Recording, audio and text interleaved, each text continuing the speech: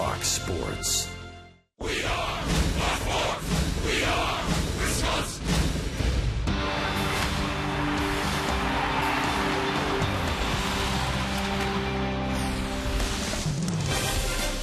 Well, big crowd filing into Miller Park tonight, getting set for the Brewers and the Cubs, division rivals. The I-94 rivalry, as a matter of fact. A lot of Cubs fans coming up from Chicago. Ricky Weeks, a big day yesterday. Couple of home runs, also had a double. 10 total bases for Weeks and a red-hot bat as we get set for tonight's ball game. Giovanni Gallardo, he's having a terrific June. Got a great run going in his last 3 starts. And hi, everybody. We welcome you from Miller Park. Alongside Bill Schroeder, I'm Brian Anderson. Great to have you with us. Brewers have won 9 straight games against the Chicago Cubs in this venue. And, Rock, a big part of number 9 last night was Ricky Weeks. Yeah, what a grinder it was for Ricky Weeks up until about May 21st. He was hitting 167, but Ricky Weeks has been through this before. He's about as mentally tough as anybody in baseball. He's been through some tough stretches before, but look what he's done since May 22nd. 373 batting average. He has hit in every one of his 19 starts. Ron Renicky was playing some matchups with Ricky Weeks and Scooter Gennett, and because of the off days that Ricky was given, I think he was able to work on some mechanics, take it easy a little bit, and because of that, Ricky is back to his old form. Raising his average over 50 points during that stretch. Well, when we come back, as we march close to the first pitch, Craig and Davey will talk Giovanni Gallardo. 21 consecutive innings without an earned run. He's a hot pitcher, and he's on the mound tonight. Stay with us.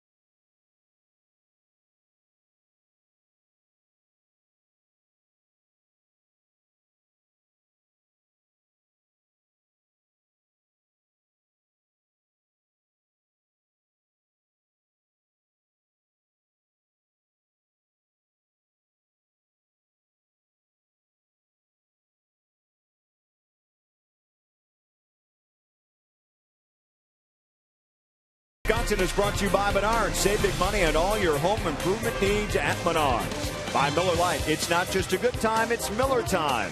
And by Toyota, let's go places.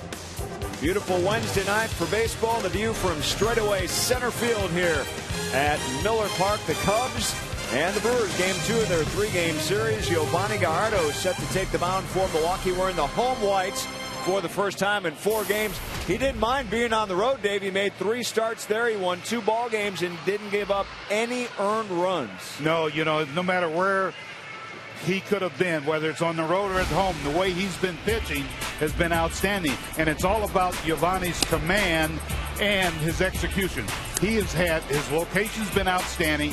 All of his pitch sort of reminds me when he first joined the Brewers, came up, and the command that he had with all of his pitches and his location. It's been a long time coming. He's worked hard, and he's finally got his game down. He's having a terrific June. In fact, bordering on dominant right now.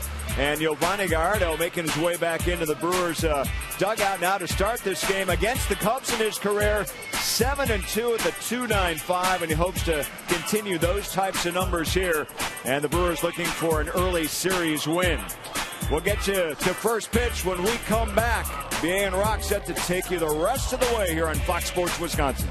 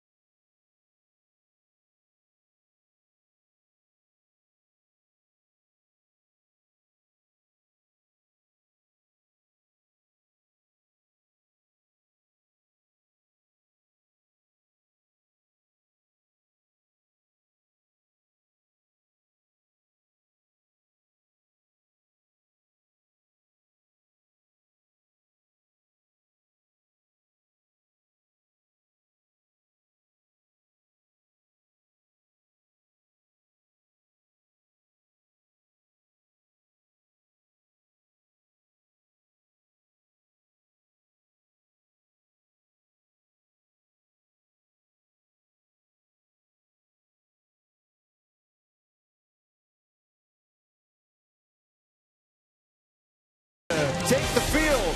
Game 2, Cubs and Brewers here tonight. The Brewers have won 5 of 6 in the season series. The Golden Pipes are ready to go. BA and Rock, take it away. All right, Craig, thanks. And there are the Brewers. Segura almost taking a spill on his way out for the Brew Crew today. Brian Anderson, Bill Schroeder. Our reporter is Telly Hughes. Just a perfect night for baseball tonight. 72 degrees, and the Brewers are hoping to keep a winning streak alive against Dale Swaim's Cubs. 9 in a row here at Miller Park. They've won 4 of those this season. The Cubs at the bottom of the division after that loss last night, coming in at 31-44. The Brewers are a game better. Here's the Piggly Wiggly batting order with Valbuena leading off. Starlin Castro back in the lineup after a day off yesterday. Nate Scherholtz hits third. Middle of the order for Swaim is Ryan Sweeney, Anthony Rizzo, and Brian Bogusevic, who just arrived here yesterday. Wellington Castillo, Darwin Barney, and Scott Feldman rounded out. That's the batting order that will face the red-hot Giovanni Gallardo. Yeah, making his 16th start. His last 3 starts have been tremendous. Eating up innings, has not allowed an earned run, and has given up a combined 12 base hits. He's 3-0 in that stretch, or I should say 2-0 in 3 starts. And the Menards Brewers defense behind Gallardo here tonight. Gindel, Schaefer, Aoki in the outfield. Ramirez, Segura, Weeks, Francisco around the horn. And Jonathan Lucroy hangs the signs for Yo. Same lineup as last night for Ron Renicky. And why would you change? The Brewers winning 9-3. Caleb Gindel collected his very first RBI in the major leagues. And with Braun out, Gomez out, 2/3 of the starting outfield on the shelf. Ron Renick's had to go to a couple of young kids in Gendel and Schaefer. Francisco back at first base. He hit his first Miller Park home run yesterday. And Ricky Weeks, with the biggest of them all, had 3 hits, 2 home runs and a double, 10 total bases for Weeks. And he is back in the starting lineup today behind Giovanni Gallardo. So the stage is set. We're ready for first pitch. Luis Valbuena, the left-handed hitting third baseman of the Cubs, stands in. Home plate umpire is Paul Schreiber tonight, and the first pitch is high and away for ball 1. Joining Schreiber, the umpiring crew, it's Adam Hamari, Eric Cooper, and Jeff Kellogg. Kellogg is the crew chief. There he is over at third base.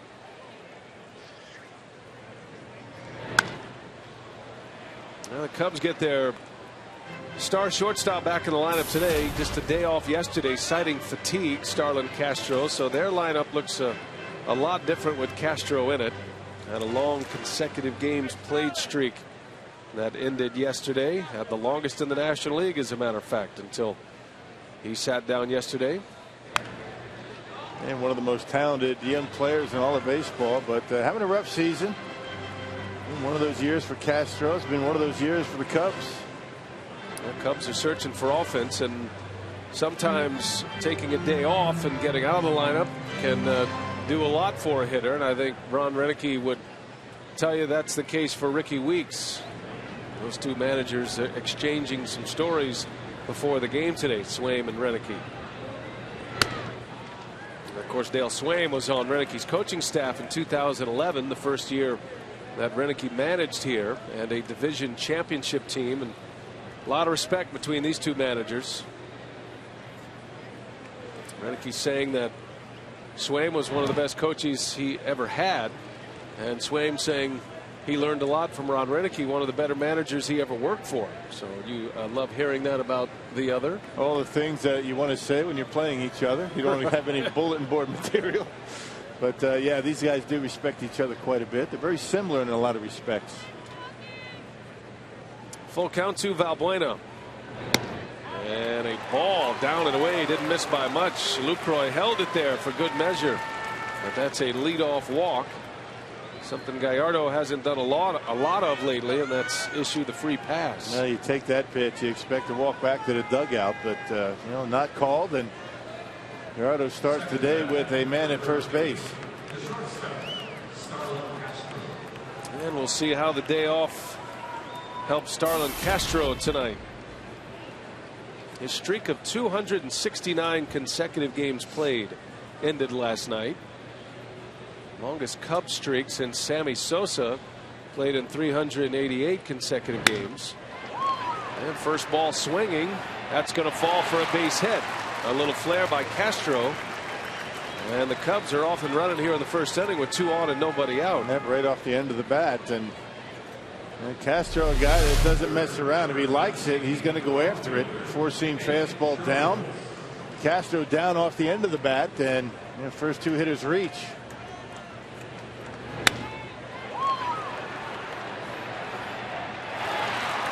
So a walk and a single, and Gallardo having to make some early stress pitches tonight. Here's Nate Sherholtz, who delivered a 3-run home run last night for the Cubs. He drove in all of their runs last night. That came against Kyle Loesch in the 3rd inning. Put the Cubs ahead 3-1 at the time. But then the Brewers would score 8 unanswered against Chicago and ended up as a 9-3 blowout victory. Brewers pounded out 11 hits last night, while the Cubs scored 3 runs on 8 hits.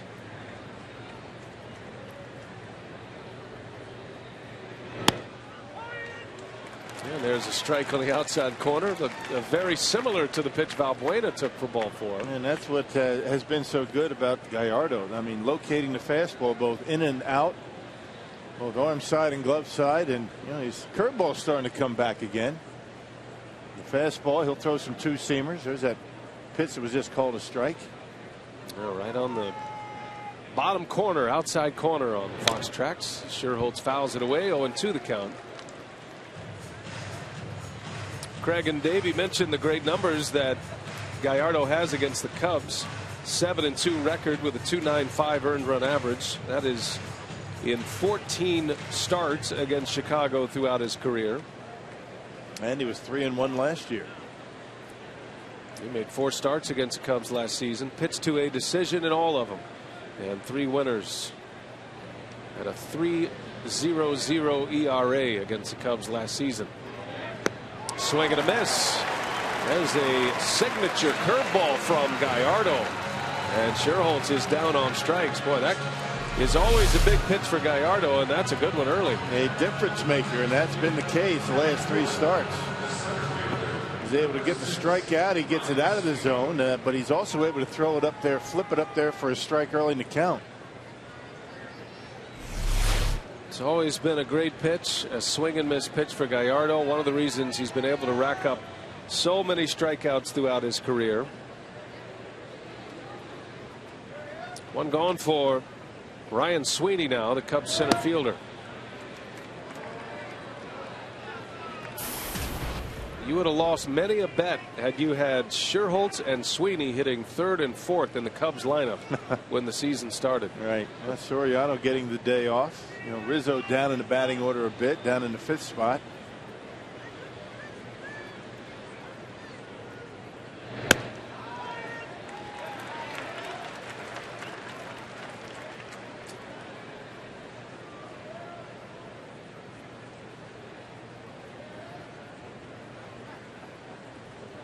Gallardo looking for that double play ball. Got a call on the corner. 1 ball, 1 strike. 2 on to start this one for the Cubs. And that one just misses. Same spot. That was a cut fastball that time.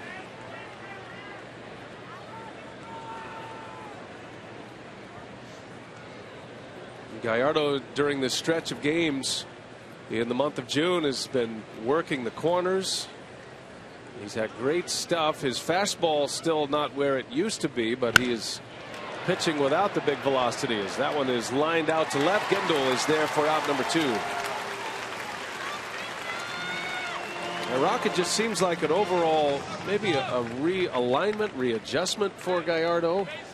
You know, he's been pitching with a 93, 94 mile an hour fastball his entire career. That hasn't been there for him, but over the last 3 starts, something has clicked with Gallardo, and he's dominated his opponents. And I think it's also because of the curveball. I mean, the curveball has been very good lately. And sometimes you do have to adjust your sights a bit when you're not throwing like you used to. Not to say that he can't do it again, but this year velocity down a little bit, but he's been able to get away with it. At least his last 3 starts. Command will always trump velocity, especially when you can throw a curveball like the one Gallardo has for strikes. Gallardo beat the Marlins 8 shutout innings in Miami, then shut out the Reds for 6 innings. Picked up his 2nd win on the road trip last time around. And looked like he had a win in his pocket when he exited against the Astros on June 20th. He went 7 innings, 3 runs, no earned runs. Left with the lead, but that was a game the Brewers gave up late. A late home run by Carlos Corcoran, and then a 3-run walk-off by Pena. So Gallardo just 2 wins on the road trip instead of 3. 2-0 to Rizzo. 3 balls, no strikes.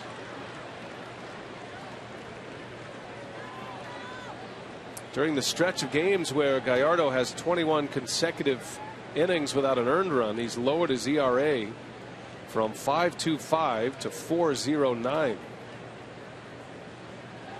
Not easy to do in a 3-game stretch. And Rizzo walks on 4 straight, so the Cubs load the bases. And that'll bring up Brian Bogusevic, who's playing in his first ever game as a Chicago Cub. Former Astro. Left-handed hitter that's got some pop in his bat. Bogusevic took the roster spot of Carlos Marmol, of all people. Marmol designated for assignment, and Dale Swayman, the Cubs, brought up an outfielder. from Chicago, playing for his hometown team now, a former first-round draft pick. Drafted by the Astros as a pitcher, and he pitched professionally for a few years before he converted. He's one of those rare conversions from hitter or pitcher to hitter. You see it go the other way quite a bit. He was putting up big numbers in AAA Iowa, the Iowa Cubs, and Cubs promoted him before yesterday's game.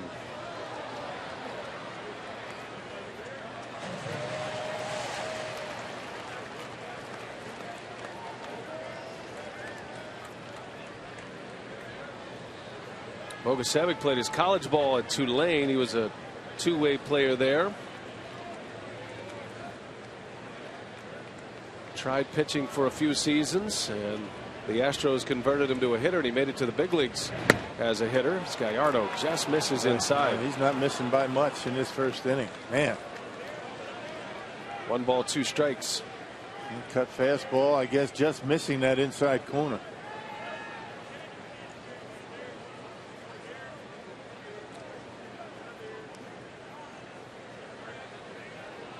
Bases loaded, the 1-2, and it's high and away. 2 balls and 2 strikes.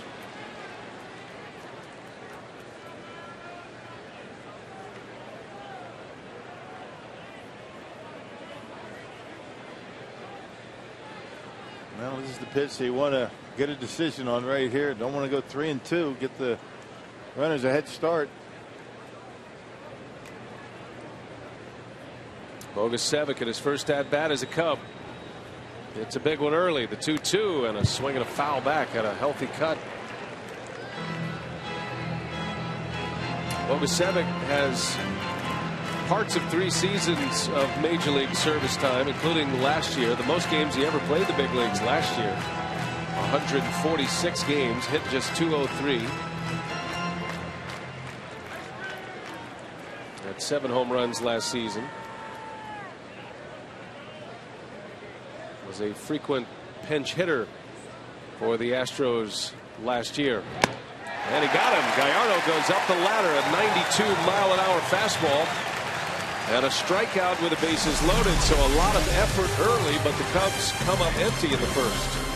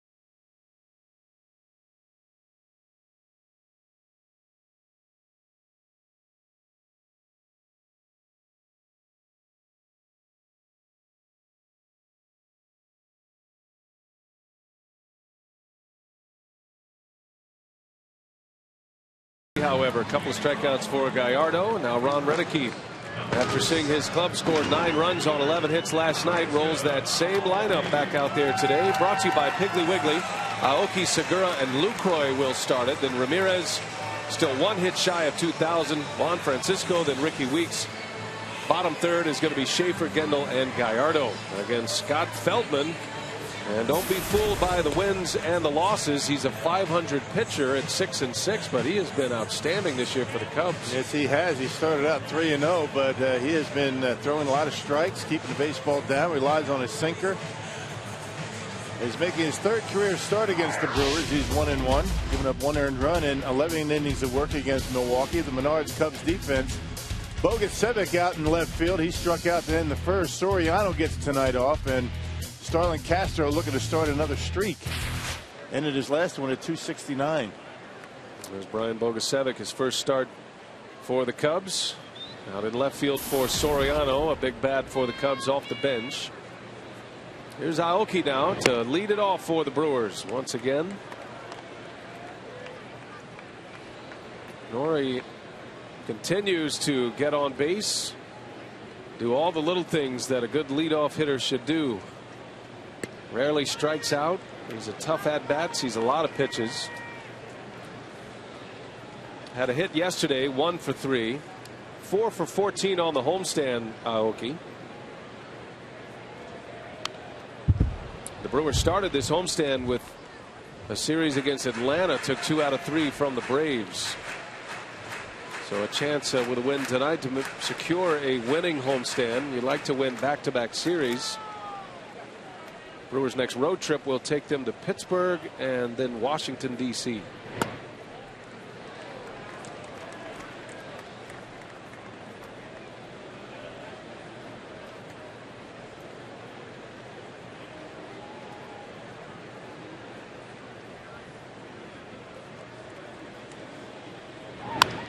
Aoki lifts this one in the air to center. Easy play for Sweeney for out number 1. That's how the night begins for Scott Feldman, the former Texas Ranger. Yeah, spent parts of 8 seasons with the Texas Rangers before coming over to the Cubs.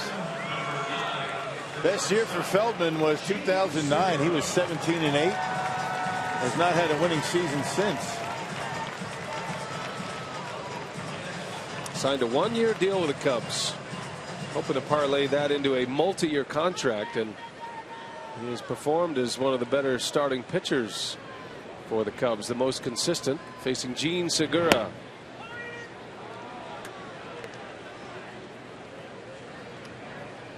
Well, Segura continues to set the pace. He's hitting .334 coming in, sitting on an 8-game hitting streak, and lifts that one in the air to center field for out number 2. Well, Scott Feldman, 6'7" and 230 pounds. He's 30 years old. He stands tall out there in the mound. Kind of a garden variety right-hander as far as the delivery. Not much of a stride, which means he's going to sink his fastball. Sinker, cutter, curveball for Scott Feldman. He'll throw a changeup from time to time that will look like a split. Feldman pitching all of those years with the Rangers. The Brewers hitting coach is Johnny Naran, who served as an assistant hitting coach for Texas for a few years. Knows Feldman very well. Detailed game plan coming from Johnny Naran today as Jonathan Lucroy takes ball 1. There's Johnny Naran.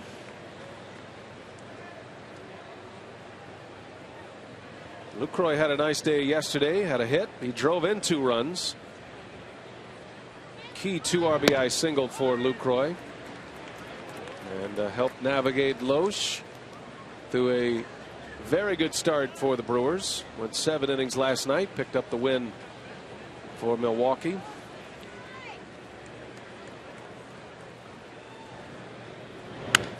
And Lucroy gets sawed off right to Castro. Feldman a quick 1-2-3 inning. To the second we go. No score at Miller Park.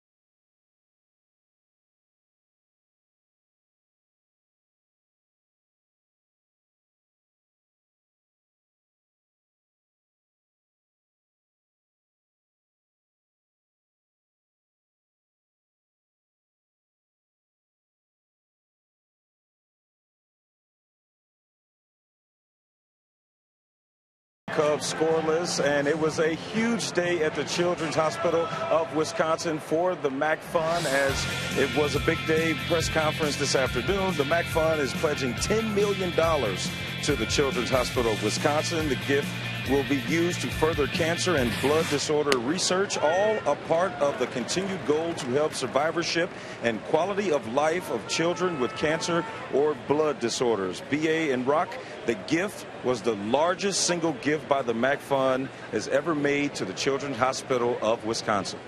Very nice. Thank you, Telly. And our buddy John McLaughlin doing a great job earlier today as Castillo lines one to right, a base hit. And another base runner for the Cubs. They've had 4 men reach base. As we start the second inning, there's Johnny Mack. Gave the address. It was an emotional address to the crowd today, and terrific operation, the Mack Fund, and certainly changing lives. It's ongoing and trying to find a cure and a means for cancer patients. A man with a great heart, John McLaughlin. He has committed, his life to the MAC Fund. Started it, and it's built it to what it is now. What a great guy.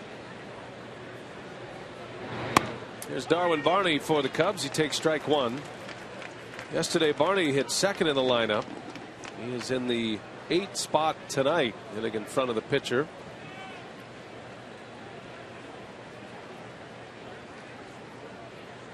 Cubs with 2 hits. Gallardo has walked 2.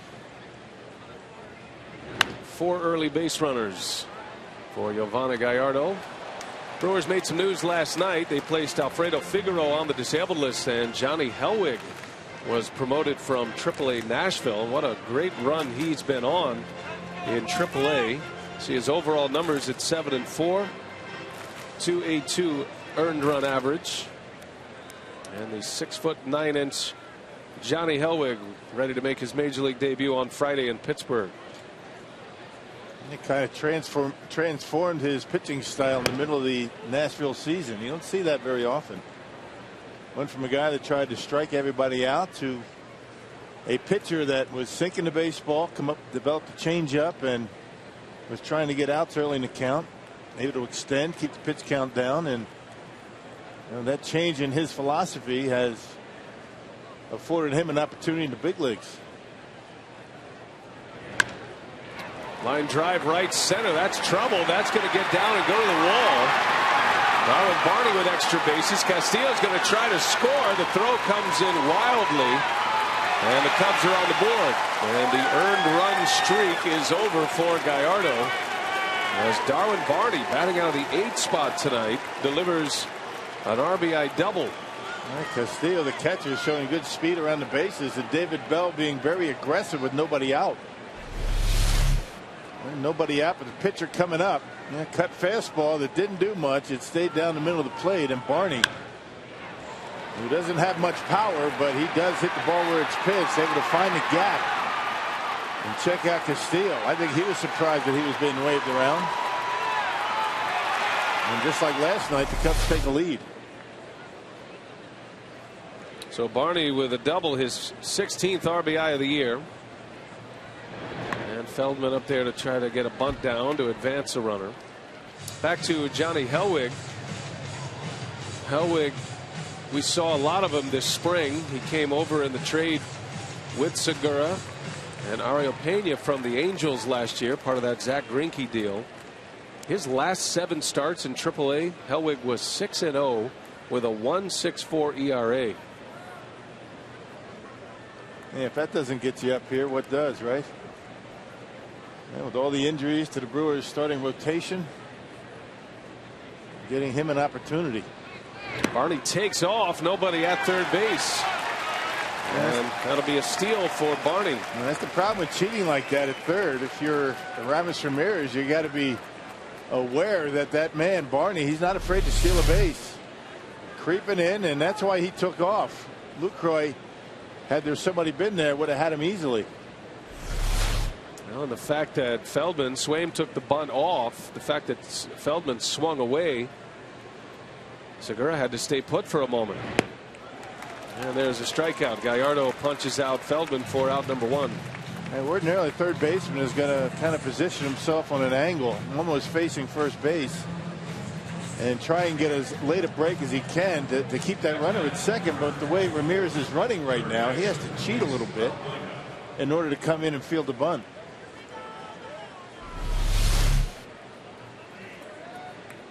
Yeah, if you're able to outrun Segura, you've got this base stolen, and that's what he did.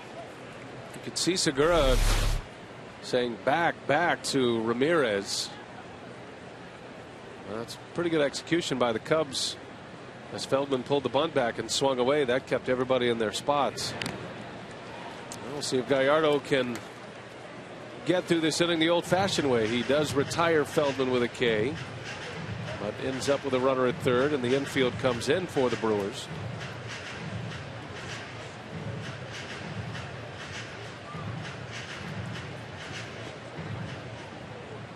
Valbuena walked in the first inning.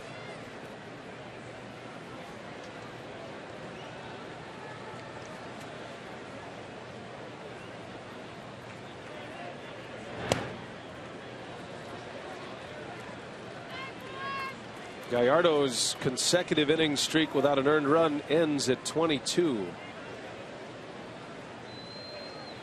After a scoreless first, giving up a run, an earned run on an RBI double by Barney. Back-to-back hits to start this second inning.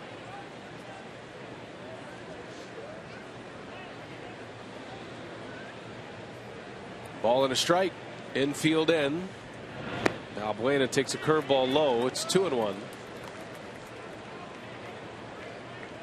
Milwaukee is on an incredible run against the Cubs in this ballpark. They've won 19 out of 21 games against the Cubs, 19 of their last 21 at Miller Park. And they've won 9 in a row here at Miller Park against Chicago. Swept them in a 3-game series earlier this year, and of course the win last night. 2-2. And a lot of those games very close, went down to the last at bat. It's just one of those things. You remember the Brewers' success against the Pirates? That stuff doesn't last forever. Valbuena tried to hold up, couldn't do it. Can't really pinpoint one particular thing that the Brewers have done well and the Cubs have not. Just one of those things. One of those things that you don't try and think about if you're on the field. Yeah. Yeah, especially if you're the Brewers, just let it ride.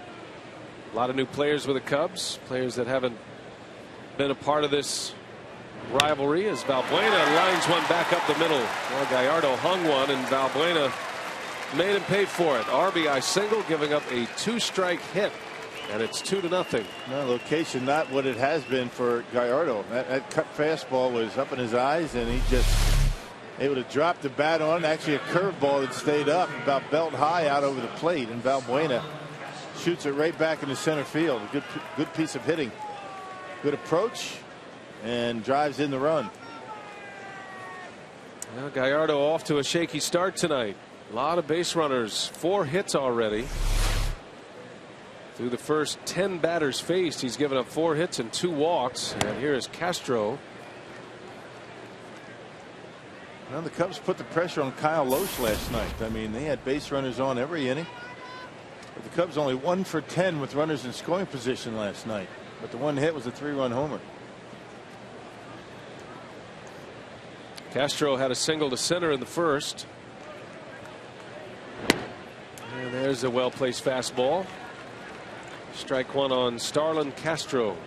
He's having a down year. This is a guy that led the National League in hits. 228 hitter this year with 3 homers, 24 driven in.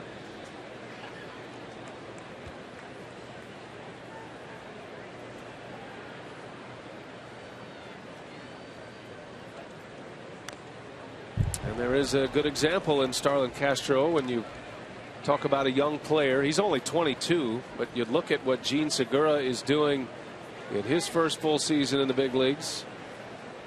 And another aggressive hitter. I mean, Starlin Castro, he doesn't walk much. And I think the league is getting a sense for you don't have to throw him strikes. It can come and go quickly. There's a swing and a miss. Gallardo strikes him out with that big curveball. Best curveball of the night for Yo. 4th strikeout for Gallardo. Good break on it. You'd see the release going straight down. And tonight's time of the game winner, Doug's Sports Pub in Plover, if they call the Brewers in the next 24 hours. They get 40 Miller Lite beer pen tickets to a Brewers home game this year. This offer courtesy of the Tavern League of Wisconsin and Miller Lite.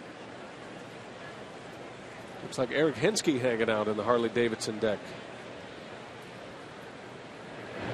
2 outs, and here is Scherholtz, a strikeout victim in the first. Scherholtz with a career best 11 home runs, hit number 11 last night. It wasn't hit quite as high as Juan Francisco's home run, but it had some hang time on it. Has there ever been one hit higher than that? The one he hit? Francisco. That was incredible. His first Miller Park home run last night, and it's a good thing they opened the roof. That might have had a chance to hit something, which is not easy to do in this ballpark. It rarely makes contact with any of the cabling or the roof construction.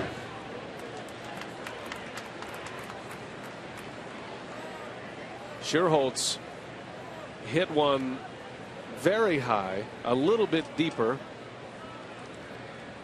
His went up into the bleachers. 2 interesting home runs on a night when the home run ball was a big part of the game. Into right center, sounded like it was off the end of the bat, and Schaefer will make the catch to end the inning. So Gallardo gives up a deuce, and it's 2-0 Cubs as we go to the home second.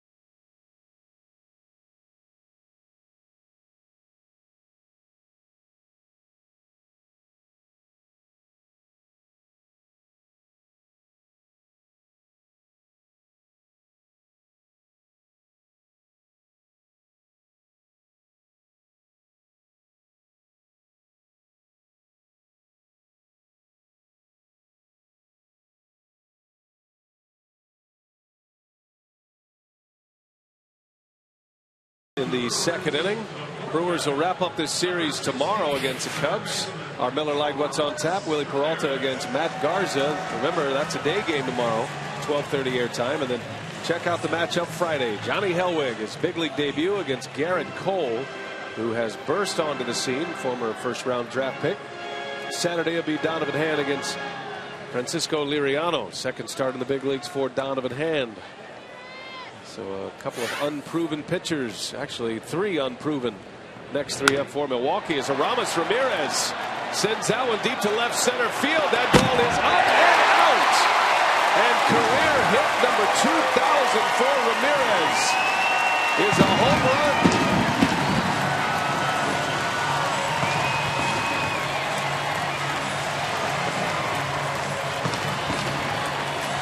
Well, it's going to be easy to keep that one, right?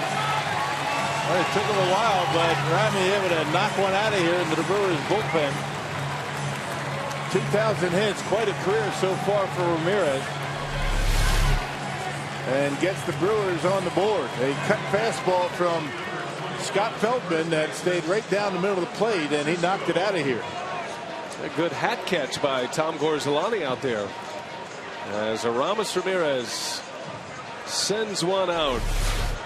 A career hit number 2,000. That baseball will be preserved and on the mantle for Aramis Ramirez. Bullpen taking a look at the monitor out there and at the Friday's Front Row Sports Grill, and Gorzolani taking a gander at his catch out there. It's nice. That baseball will go unscuffed. Well, over 1,200 of Ramirez's hits came as a member of the Chicago Cubs, so it's fitting that a milestone hit, number 2,000, comes against his former club. And congratulations to Ramirez. That's a big number. As Francisco breaks his bat and is out at first base. That end of the bat came helicoptering into the stands. Let's hope everybody's all right down there.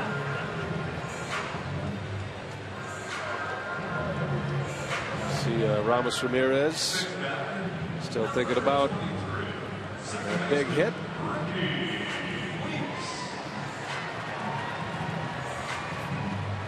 Well, Francisco swinging away at the first pitch. Feldman able to get in on his hands and just blew up that bat. Hope everybody's all right down there.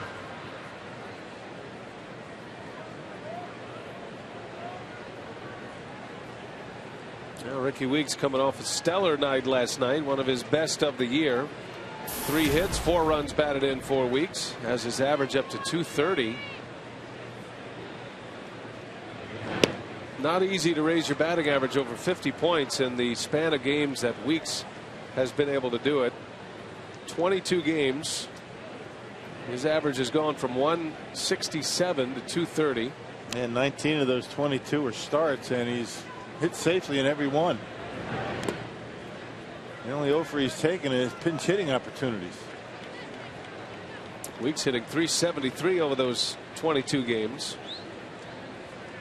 And isn't pulling the baseball too much. That's the key. Talking to Johnny Nairn before the game around the batting cage. Ricky working hard on staying back, driving the ball up the middle, not trying to pull it, which should be relatively easy for Ricky to do if you think about it, knowing how quick his hands are. But sometimes he gets a little bit jumpy, tries to pull it, gets the bat started a little bit too soon. Has not been doing that lately. 2 balls and a strike. Weeks sitting on a 9-game hit streak coming in. And he takes strike 2. Well, last night, Ricky Weeks getting loose for not 1 but 2 home runs for the first time this season. Last multi-homer game came last September. And notice where these pitches are. First, Weeks is able to get himself into hitters' counts. That's a big part of it. And then he's not missing those pitches when he does get in those counts. And down he goes on strikes. Feldman comes back to strike him out. That's Feldman's best pitch, that 2-seam fastball, 91 miles per hour. That's just about all he's going to give you. And watch the late movement on it. Ricky over the top of it.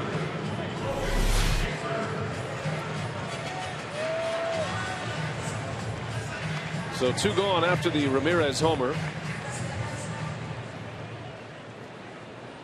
And here is Logan Schaefer now.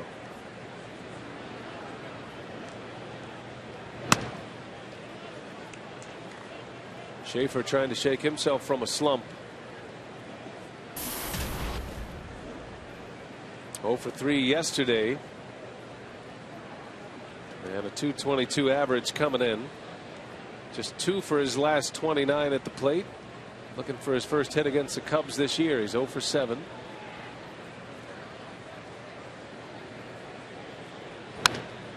Bouncing ball over to first. Rizzo will take it himself. And the inning ends, but the Brewers get one on the board, and a milestone hit for Aramis Ramirez. Number 2,000 is a long ball. 2-1 Cubs.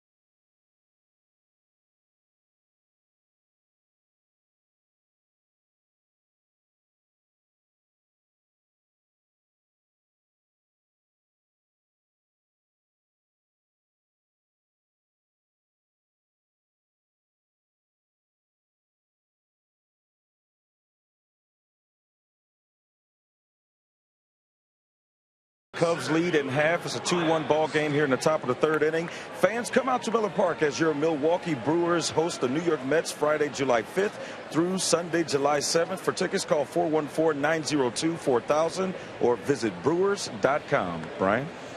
All right, Telly, thanks. Metropolitans coming to town, and we'll see how that pitching will line up. But they have one of the two bright young pitching stars in the big leagues. And Matt Harvey, Zach Wheeler. I like the nickname that Sports Illustrated handed to Matt Harvey, the Dark Knight. Cubs lead 2-1. Gallardo has racked up 4 strikeouts through the first 2 innings. That ball's hit high and deep to right, and that one's going to go. Sweeney hits one out. So Ryan Sweeney with his 4th home run, and Gallardo is off to a very shaky start tonight against the Cubs. Yeah, high praise from Dale Swinton, his manager, about what Ryan Sweeney has brought to this club. Yeah, solid defense in center field and has provided some pop. He took that Gallardo fastball at 90 miles an hour. He turned it around and got out of here quickly. Right down the middle, and Sweeney did the rest.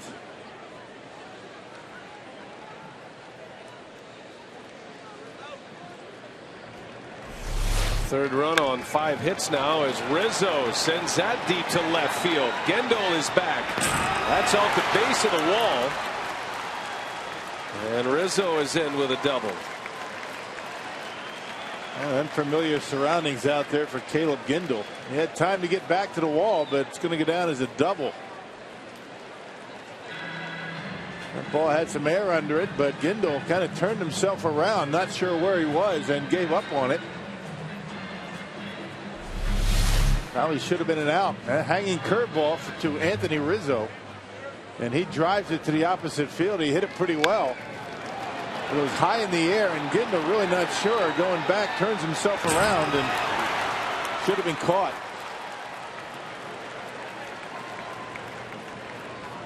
Now that's just inexperience there. Brian Braun on the disabled list. Gendel coming up from AAA Nashville, hasn't played much in the outfield and left.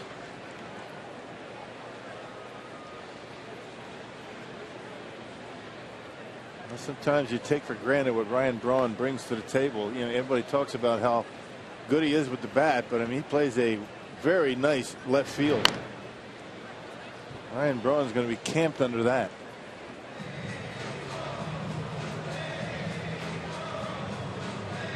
So that gives Bogusevic an at-bat with a runner in scoring position. A home run and a double to start the inning. 3-1 Cubs. Gallardo has given up 6 hits already. 6 hits and 2 walks thus far.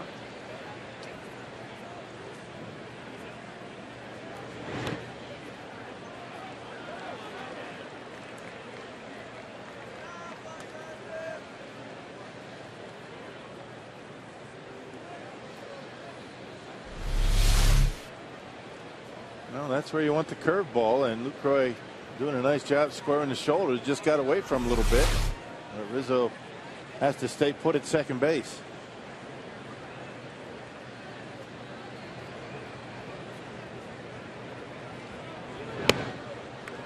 And it's 2-2. Bogusevic struck out with the bases loaded in the first inning.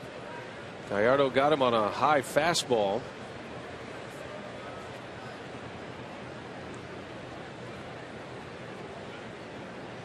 Cubs adding Bogusevic to the roster, to the 40-man roster. Was not on that roster until they designated for assignment Carlos Marmol, dropping a pitcher, bringing in a position player.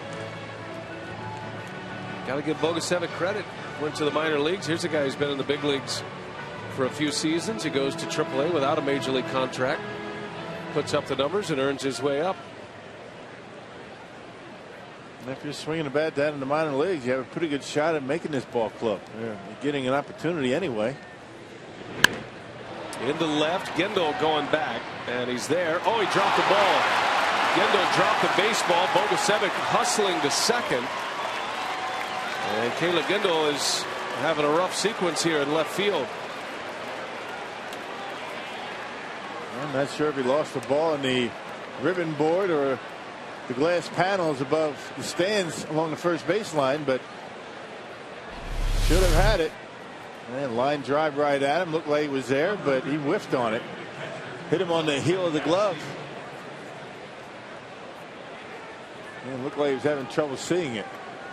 That's got to be an error. Now two-base error by Gendel. And that could be a big one. Instead of one out and a runner at second. Now second and third, nobody out. The infield back in. And it's Wellington Castillo. Castillo's been a hot hitter. He singled his last time up. He's now 8 for his last 16 at the plate.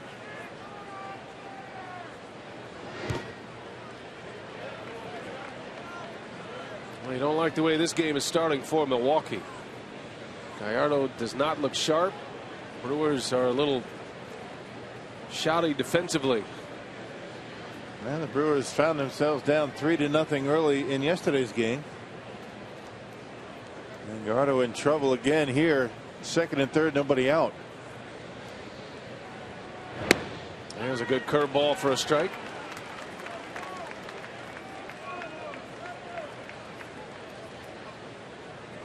Cubs jumped out with 2 runs in the second. Ramirez answered with a home run in the bottom of the second, and now 1 is in for Chicago.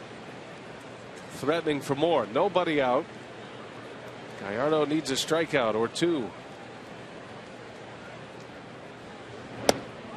Fastball strike. Good one. 1-2 the count. And right at the bottom of the strike zone and right on the edge. Castillo didn't like the call.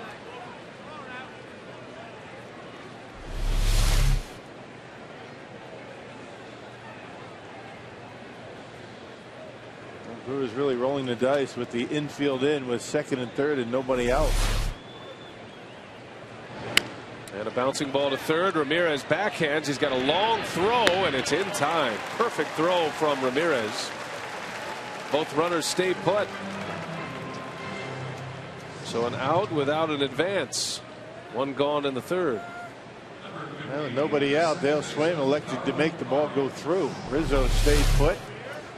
And if he goes right away, might be able to score, but with 1 out, you might go on contact. With 2 outs or no outs, maybe not. So with a pitcher due up next, this becomes a key hitter for Gallardo. A lot of pitches though for Giovanni. 24 in the first, stranding the bases loaded. 22 in the second inning, giving up 2 runs on 3 hits.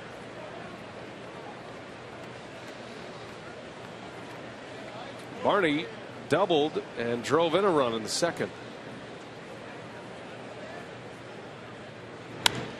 Got jammed. Fly ball shallow right center. Schaefer makes the catch.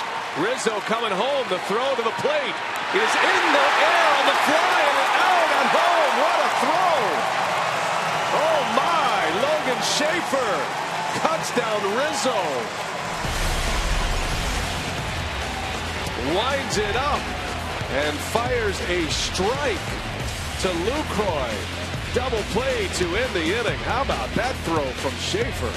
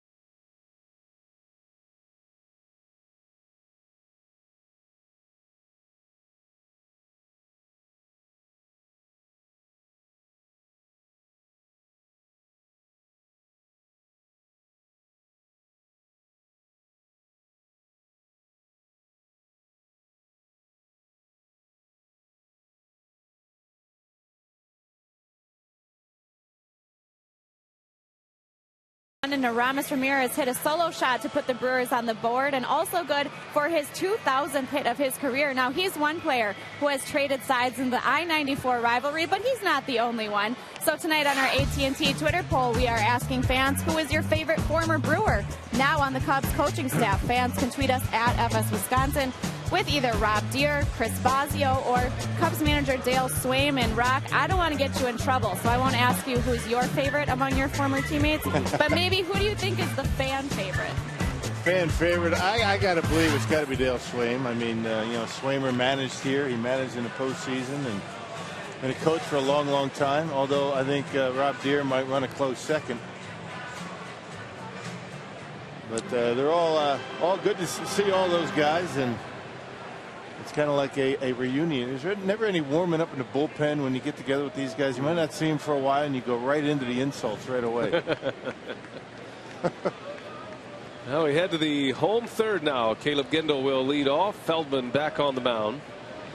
Well, what a play to end the top of the third inning for the Brew Crew, as Logan Schaefer with a new haircut today and comes up with a big play to end the inning. It ends up as a double play and gets Gallardo out of a huge jam and really gets Gendel off a hook for a couple of miscues. And this is the one time where you want to really airmail everybody and get that baseball into home plate, and Schaefer has it right on the money, and Jonathan Lucroy stands his ground right there in front of home plate. Rizzo never touched home plate, so a good throw. Lucroy stays right there and blocks him off. Well, that's going to be a huge play, you hope, for Yovani Gallardo, keeping it at 3-1. I mean, it was second and third and nobody out, and the Cubs could not put any more on the board. Schaefer with just a great throw and the body control to be able to catch the ball going toward the line, get himself in a position to throw a baseball across his body and still have something on it. And Lucroy did a nice job reaching out to catch that one before it took a short hop on him. That was something. And to put the ball on the money like that, running as hard as he was, it's a difficult thing to do. Not as easy as it looks. Could be a game changer today. We'll see. As Gendel delivers a base hit. Boy, his bat is heating up as the playing time has come. Caleb Gendel with a single. A couple of hits yesterday and an RBI. Gendel was on a great roll at the plate in Nashville when he was promoted to the big leagues. Sat for a little bit, but now that Braun's on the DL, he's getting a lot of PT. Charter Cable high-speed pitch. Feldman and Gallardo tonight. 91 for the 6'7" right-hander. Gallardo's hit 92. Both of these pitchers can swing the bat. Gallardo, of course, one of the great hitting pitchers in baseball. Up there to bunt, and he gets it down. Rizzo bobbles, and will go to first for the out. Sacrifice bunt for Gallardo, advances Gendel. Yeah, Rizzo is, I think, had an idea about going to second base. He was right on it. Left-handed throwing first baseman makes that throw a little bit easier to second, but a little bit too hasty, dropped it.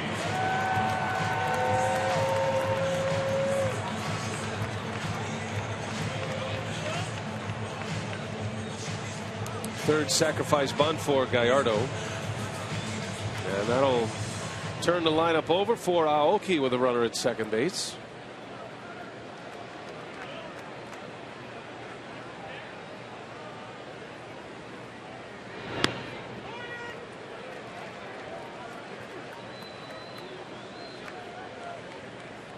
Aoki flew out to center field in the first inning. Hitting .291 now.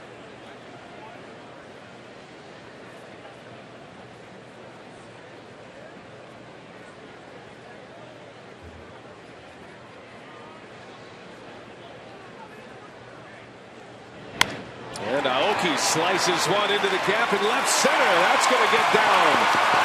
Bogasevic cuts it off. Gendel scores. It's an RBI double for Aoki.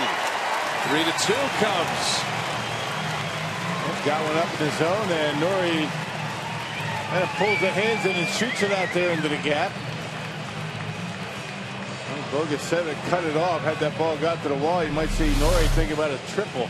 Cut fastball up in the zone, and Aoki able to slice it out there into the gap in left center.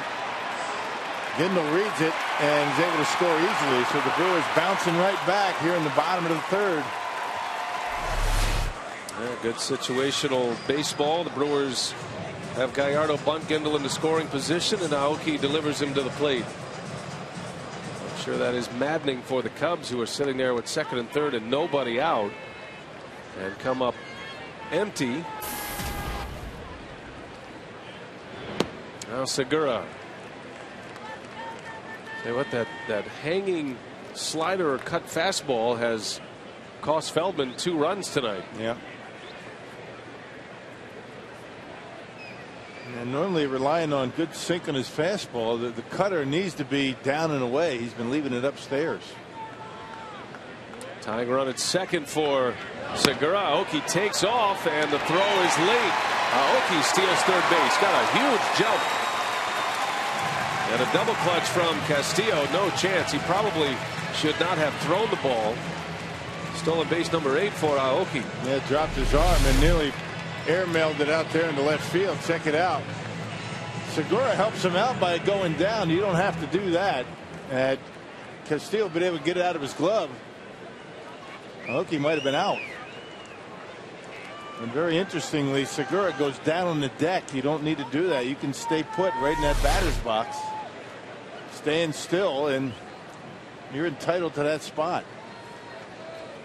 Now that stolen base with 1 out puts a runner at third, and a chance to drive in a run for Segura, even with an out, as the infield comes in and Segura gets tied up.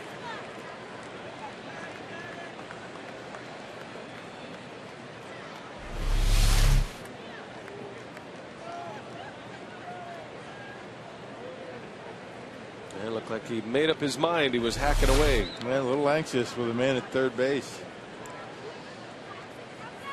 Cubs have their infield in.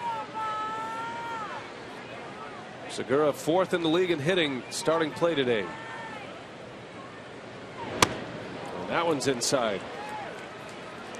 That's the thing about Segura. There's a book on him that he drives the ball to the opposite field, and he does do that. But what we've seen from Segura, he has the ability to pull the ball with power when pitchers start to work him inside. He really has not shown a hole yet in his swing. And Feldman strikes him out. Segura thought it was inside. Feldman set him up nicely, backed him off a couple of times, and then dropped one on the inside corner for a strikeout. 90 miles an hour, and you can see Segura trying to jackknife his way out, trying to sell it to Paul Schreiber. Right on the black, too close to take with 2 strikes. It's pretty good use of the cut fastball, isn't it?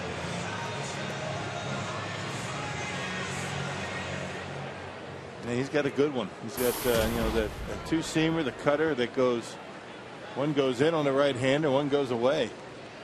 It's just those subtle little breaks make all the difference. Here's Lucroy now with 2 outs in the dirt.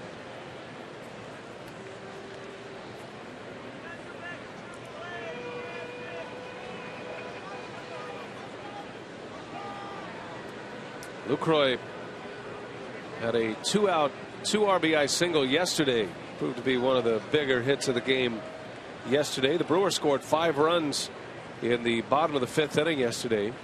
They took the lead at that point and never gave it up.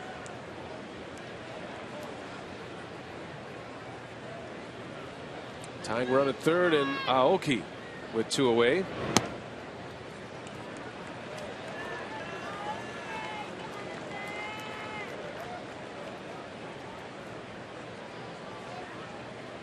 Lucroy is the club leader in runs batted in, and never hit in the 3 spot in the lineup until yesterday. Back in there today. 42 runs batted in for Lucroy. There's a strike, 2-1.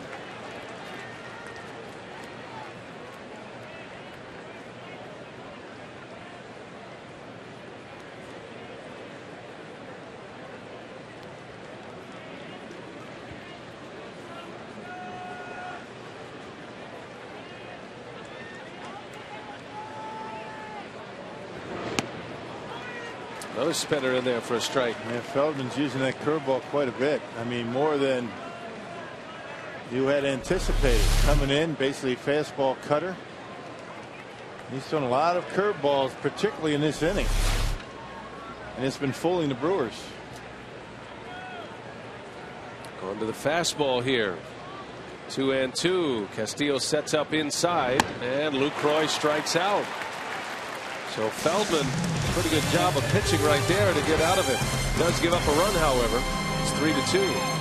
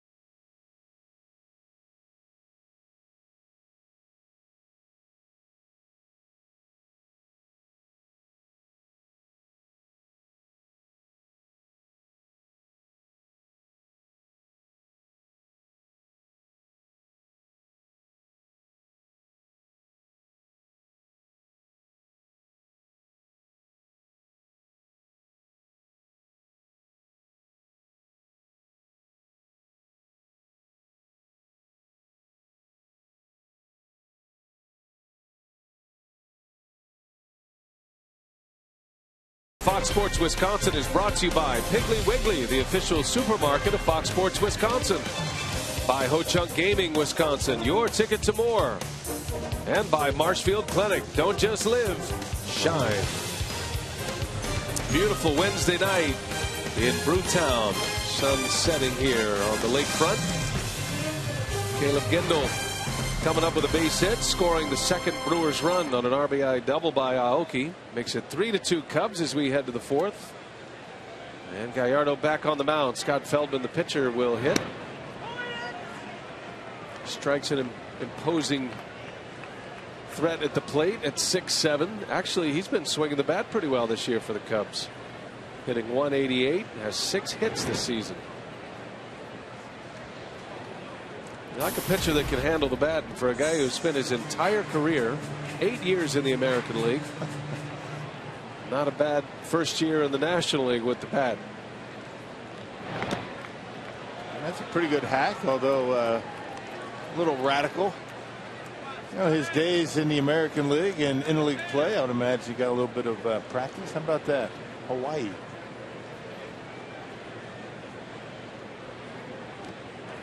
And Gallardo, actually that's nope, it is a strikeout. I thought initially Schreiber said a foul ball, but Lucroy blocked it, put the tag on him for the K. Hey, join Baker Tilly in supporting Brewers Community Foundation. Special Gale Club ticket packages for the July 9th game include food and beverages and a limited edition framed photo set autographed by Gallardo and Lucroy. Call 414-902-GAME for tickets. The battery tonight, Gallardo and Lucroy. So Gallardo now with 5 strikeouts. One gone. Top of the order here is Valbuena. Had a 2-strike RBI single in the second inning.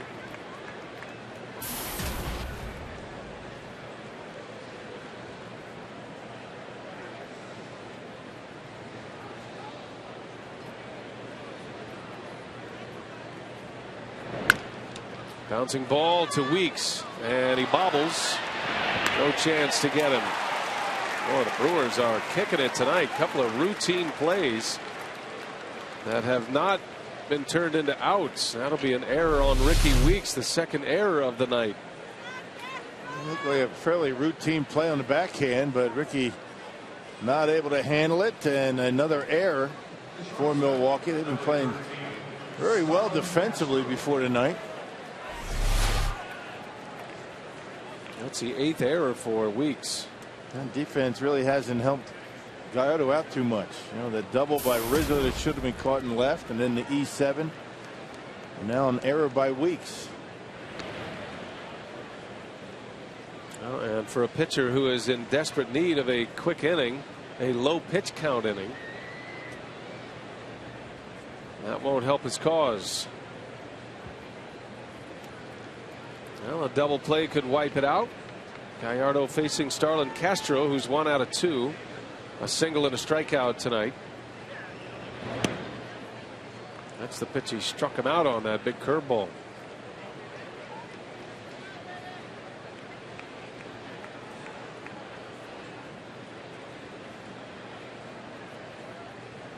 Gallardo racking up a ton of innings.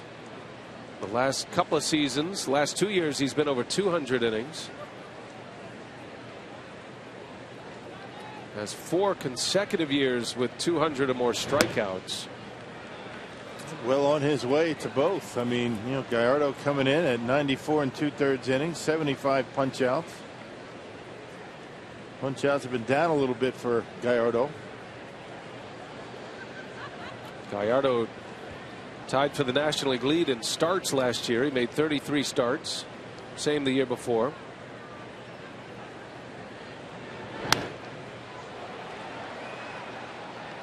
We take a look at our Firestone Complete Auto Care Extra Mile. The strikeouts for Gallardo going back to the 2009 season. Remember, he was injured in 08. Had the torn ACL, came back in 09, and a ton of strikeouts since. Matter of fact, only Lincecum and Kershaw with more strikeouts since the 09 season.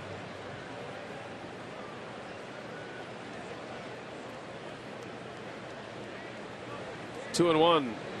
Castro takes a ball inside. 3-1 now.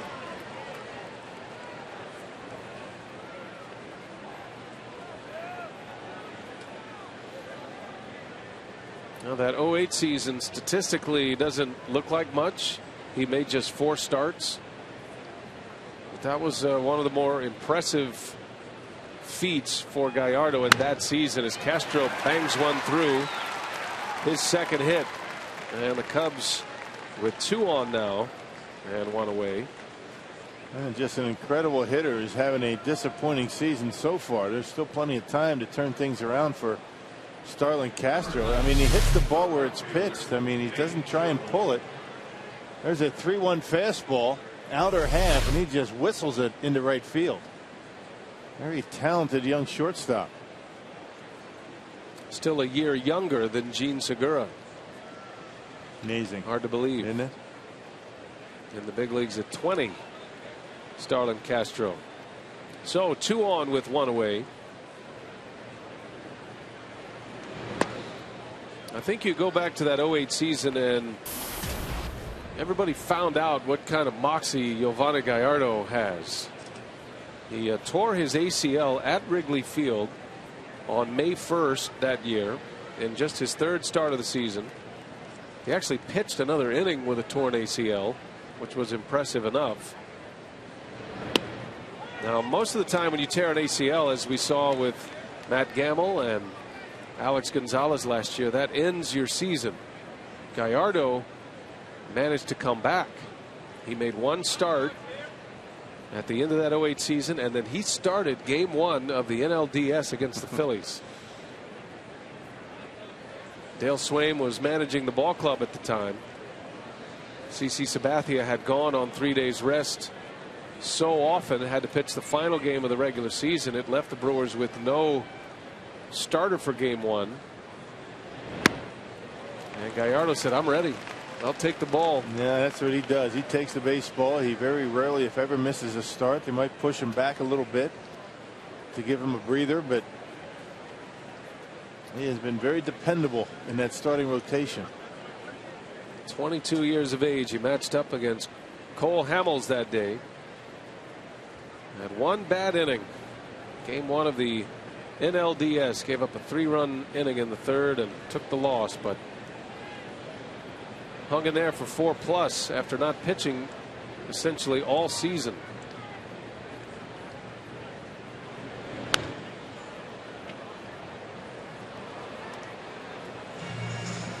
Ball and 2 strikes on Scherholtz. Hey, a reminder, Fox Sports is proud to team with Feeding America, a nationwide network of food banks that helps feed more than 37 million people in America each year through pantries, soup kitchens, and shelters. Visit feedingamerica.org/Fox Sports to learn how you can fight hunger in your community. Together we are Feeding America.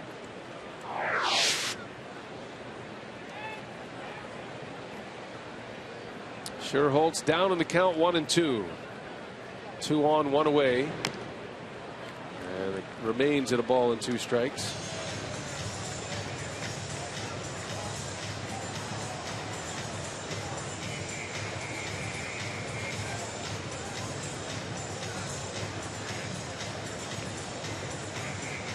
Giovanni feels like the seasoned veteran, but he's only 27.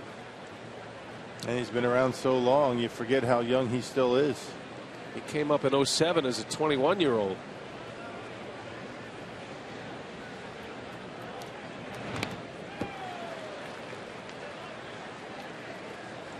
And he's really, really hasn't changed his repertoire all that much. When he first came up, he had a great changeup, but really hasn't used that a whole lot in the big leagues. Even when he came up, maybe his first year, but it wasn't too long before he put that one in his back pocket. He came up with a cut fastball a couple of years ago. He's come up with a 2-seamer this year. But it's basically a 4-seamer curveball for Gallardo.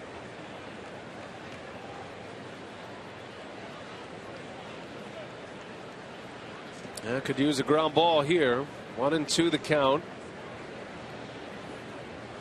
And that one misses outside. Well, I tell you, I mean, Gallardo has made some great pitches tonight, but has not got the call. I'm not sure, big league hitters. I mean, I guess if I was hitting now, I wouldn't swing at that either, because very rarely is it called with 2 strikes. I mean, why bother? Really? Wow. You're going to call that a ball? 2-2 the count. And that ball's hit into center field. That's playable for Schaefer. Tagging is Valbuena. The throw comes to second base. So the second out. Scherholtz hit it pretty well. Now first and third for the Cubs with 2 away. And there have been a number of pitches that Paul Schreiber has called strikes in that very location. But I guess not with 2 strikes. Not willing to ring them up. Well, that'll give Brian Sweeney an at-bat. And in the 3rd inning, Sweeney let loose. Drove one out, his 4th home run this year. But the Cubs up 3-1 at that point. He's been good. De Jesus on the disabled list. He came up, and he's been swinging the bat well.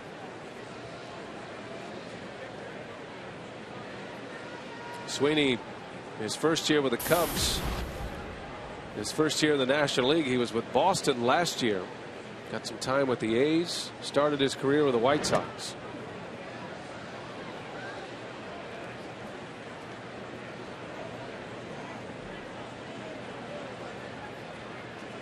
Had some injuries in his career. The one year he played a lot with Oakland, had his best year, hit .293. He's been a good hitter throughout his career when he's been healthy. Matter of fact, he has a career batting average of .281.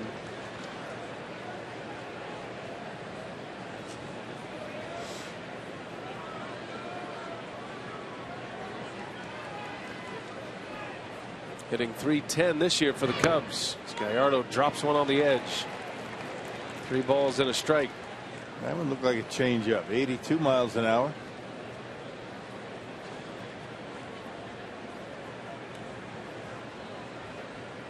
Gallardo is grinding away tonight. It's going to be a short start for him for sure. It's already at 85 pitches. We're in the 4th inning. Ton of traffic on the bases. 2 more Cubs are on here. Been an error in this inning by Weeks.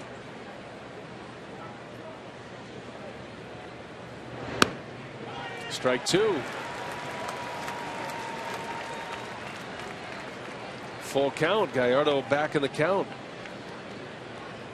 Put a little wrinkle in it and caught the outside corner. A little backdoor cutter. Tell you what, this is a pivotal pitch. Cubs have had a lot of runners last two innings. Possible to come up empty again. 3-2. Castro goes and Gallardo misses away. And he's looking in the dugout wondering where these pitches are. See the look on his face saying, what do I got to do to get a called strike three? And Rick Kranitz is on his way out to the mound. Bases loaded again. Yeah, just a little bit off the outside corner.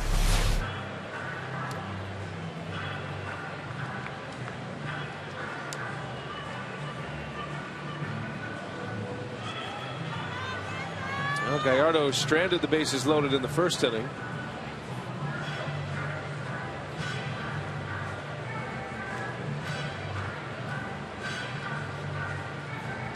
Now, through all of this, though, the Cubs have just 3 runs on the board, and if Gallardo can get out of this inning, that is going to put some serious heat on the Cubs offense. With a lot of missed opportunities. Valbuena reached on an error. Castro singled. And then the walk to Sweeney has loaded him up. 2 outs. Anthony Rizzo, the batter, a dangerous power hitter at the plate. The Cubs leader in home runs. And he loves that first pitch. And that's why Gallardo took a little bit off. Cutter that didn't do much, but it was the speed that pulled Rizzo. There you see it. Outer half, and Rizzo pulls his head. He's trying to hit the ball out of the ballpark. Rizzo had a double off the base of the wall in left field his last time up. Also has a walk tonight. Gallardo inside corner this time. Quickly 0-2 on Rizzo.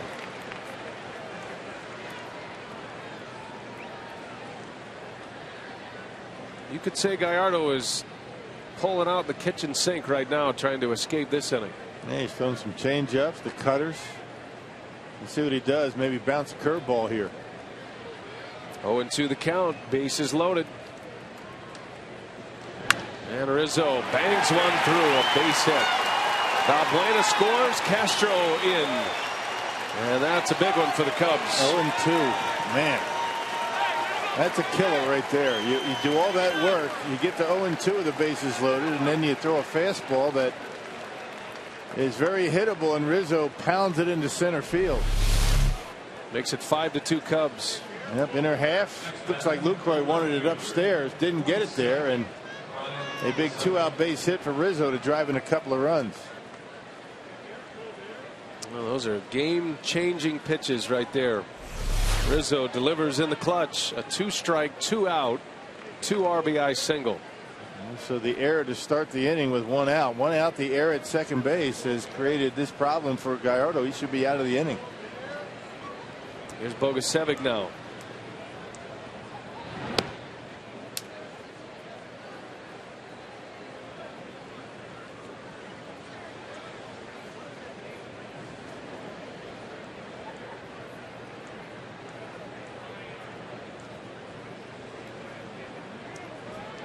Tom Gorzelani starting to loosen up in the bullpen.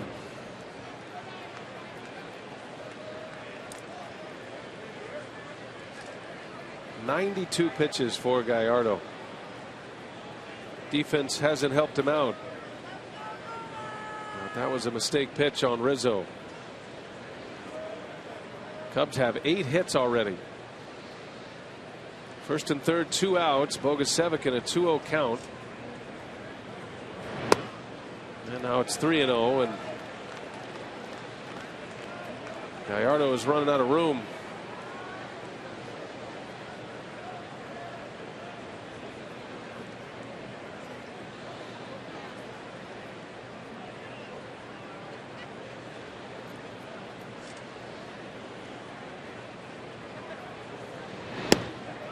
There's strike one.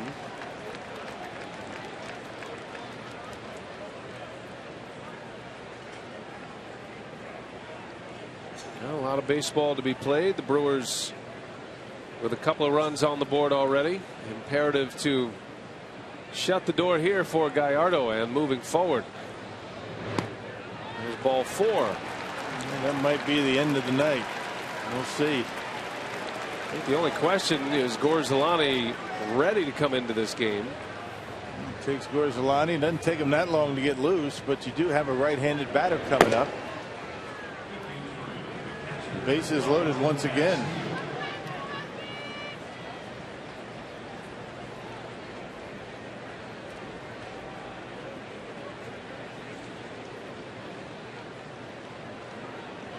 Gorzelani not quite ready to come in.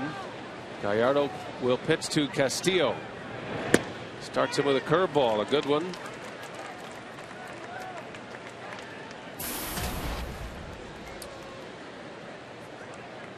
Two on the board with 2 outs. Rizzo driving in a pair, and now the base is loaded again. There are a lot of off-speed pitches for Giovanni tonight. Wow. Bouncing ball to short. Segura will go to Weeks, and the side is retired. Cubs strand the bases loaded, but get 2 big ones with 2 outs. 5-2 Chicago.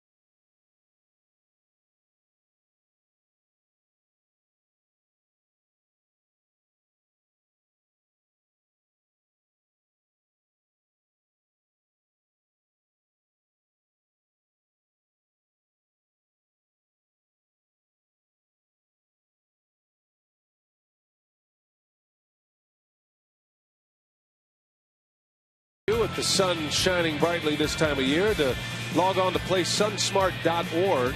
Major League Baseball and the AAD wants fans to know that they should most importantly check their own skin regularly and report any change to a board-certified dermatologist.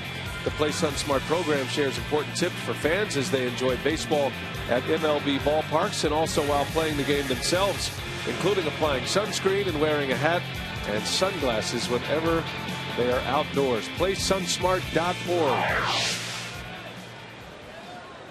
5-2, the Cubs lead the Brew Crew as we head to the bottom of the 4th inning, and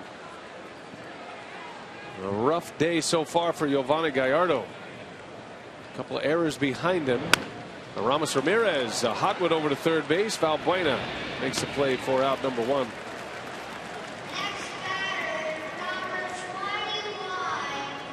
Well, Juan Francisco will bat with 1 away. He swung at the first pitch his last time up. We didn't have a chance to show you his home run from last night. Check out the hang time on this thing. It's one of the highest home run balls ever. Over 7 seconds in the air before it finally landed in the ATI zone.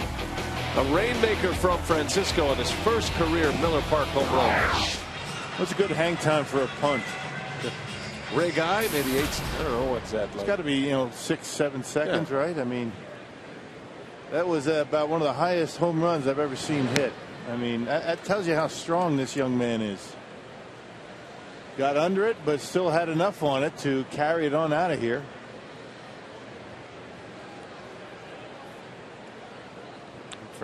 Francisco has incredible power. Yeah, I'd like to get Francisco and Shane Leckler of the Raiders for a little hang time, the punter. Because you mentioned Ray Guy and people go, who? Right, yeah. A lot of the younger generation. You could Google Ray Guy. He was the first guy, I believe, they put the hang time clock on. I think he was the guy that they accused of having footballs filled with helium. Oh, he could bring his own football in to kick it? Right. And then if he didn't kick it, you could just breathe in the air and make funny noises. That's nice. No, He was great at birthday parties. I got this one here. You know what? Here, bring this here. Hike this one to me. Jeez. Oh, no, I've got my special bag of footballs. These here that are floating with the string. I wish I could have done that when I came to the plate. Here, use these. They're a little bit bigger.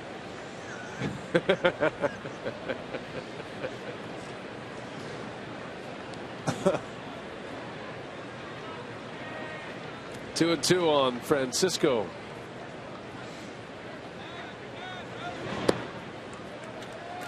Oh, the game of baseball is so much about pace, momentum, which always starts and ends on the mound.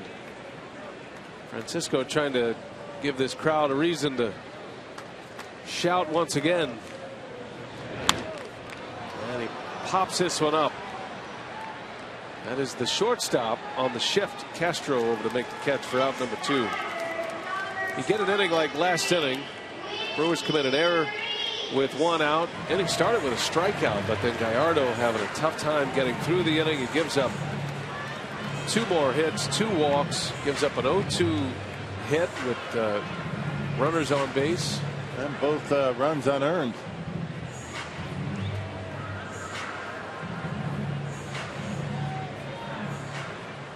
Feldman trying to dictate the pace a little bit.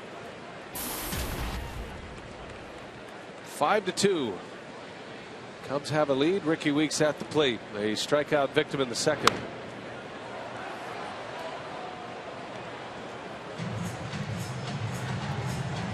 Talking about the notion of Ricky Weeks and the fact that he's swinging the bat well now. And tell you what, you made a good point in the open about Weeks and this hot streak he's on. His playing time hasn't been every day, but it's been consistent. And you start to look at what he's been able to do, and you know, maybe the days off have done a great deal for Weeks moving forward. And Johnny Nair was telling me before the game today that, you know, when he's not in the lineup, he's in that batting cage. They're working on drills that, you know, have Ricky concentrating on waiting back and driving the ball in the right field. A number of different drills that Johnny has for that. Hits that ball sharply through. That's a base hit. Castro was there, but hit so hard went right under his glove, and that's going to extend a hitting streak for Ricky Weeks to 10 games. It's much easier to speed yourself up than to slow yourself down, meaning that if you're looking away, you're waiting on the baseball, you get something in, or you get a hanging curveball, you're quick enough. Certainly Ricky is. Some of the quickest hands on the Brewers roster, and able to whistle that one into left field. Well, a 2-out base runner now. Logan Schaefer, who's already saved a run with his arm, throwing out Rizzo earlier tonight. That was a big play in this game back in the 3rd inning.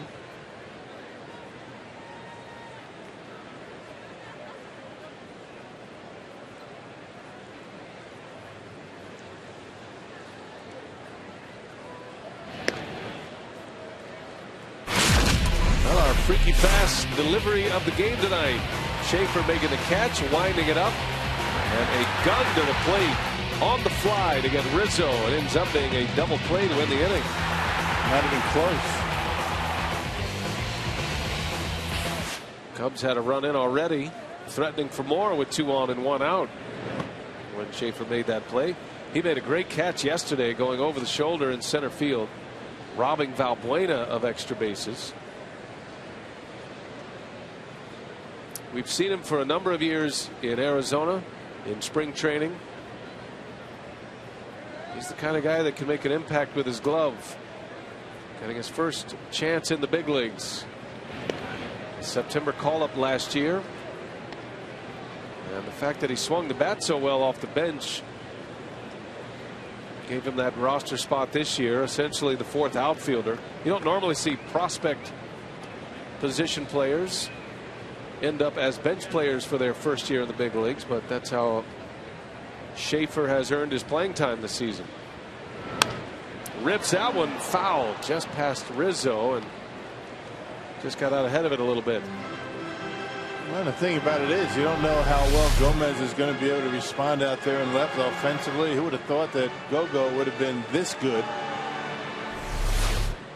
You got a guy that could perhaps give Gomez a couple of days off. You throw Schaefer anywhere in the outfield, he's not going to hurt you too much.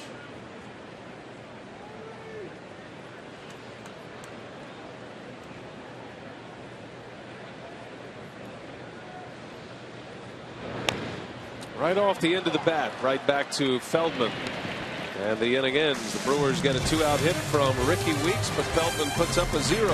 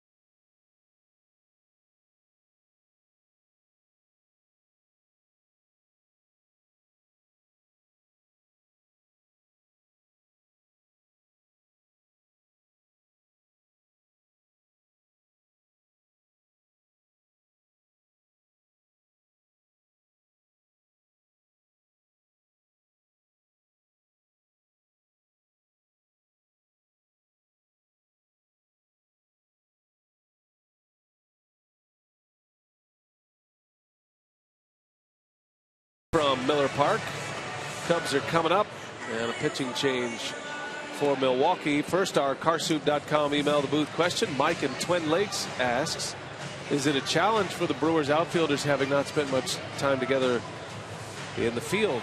No, a new group out there. Yeah, well, Schaefer and Gindel know each other fairly well in their time in the minor leagues. Oki out and right, all three of them played together in spring training. I don't think it's an issue at all. I mean, if anything, if there's three guys that have never been together, might not know the range of center fielder, might not know the range of Aoki or Gindel.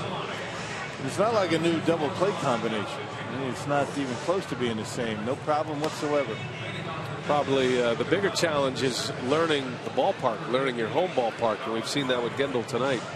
New surroundings here. Yep, Gorzolani on for the 30th time this year. Very good numbers at 256 earned run average. Gorzolani last pitched on Sunday against the Braves and threw 2 2/3 scoreless innings. He was outstanding. Gave up 3 hits but struck out 4. A very good outing for Gorzolani.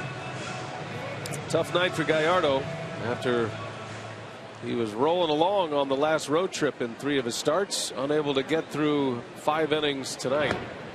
Gallardo goes 4 innings, 8 hits, 5 runs, 3 were earned, and he walked 4 with 5 strikeouts. I'd say those walks, he wasn't missing by much. I mean, he wasn't getting much help on those corners with 2 strikes. But it is what it is. 4 walks, and it just was one of those nights for Gallardo. Just couldn't manage his pitch count very well.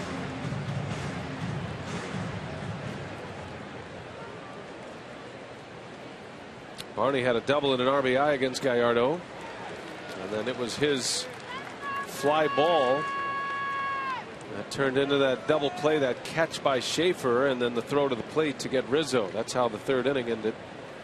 So he's 1 for 2.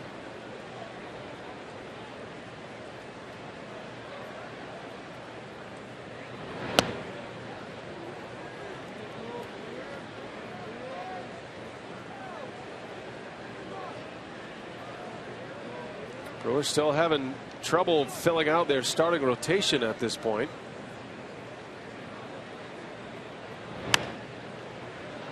Little jam shot pop up out to Segura, and there is out number 1. Ron Renicky was talking before the game today about needing and hoping someone will step up and take one of those rotation spots. Johnny Helwig promoted to the big leagues. He'll make his major league debut on Friday. Marco Estrada looks like he's going to be delayed a little bit with a hamstring injury. He's not quite ready to pitch.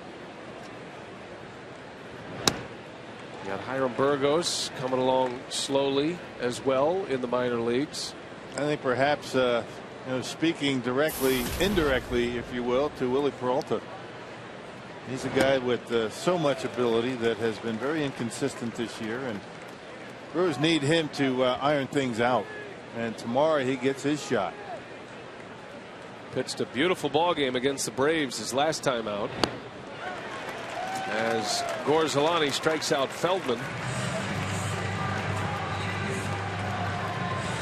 A head and shoulders whiff for Tom Gorzolani, picking on his mound opponent tonight.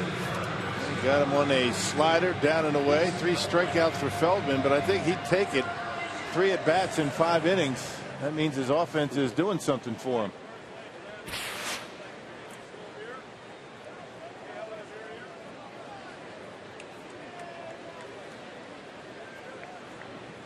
Gorzolani becomes the long reliever at this point, because Renicky put Donovan Hand in the rotation and will continue with Hand. Hand certainly deserved another opportunity with the way he pitched against Atlanta on Saturday.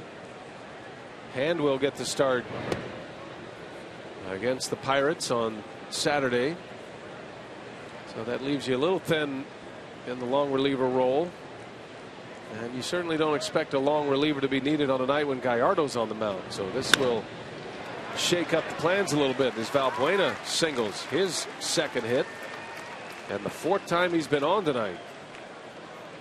2 hits, a walk, and an error. And Dale Swain's been very happy with his defense over at 3rd base and starting to swing the bat a little bit. Up around 250 now.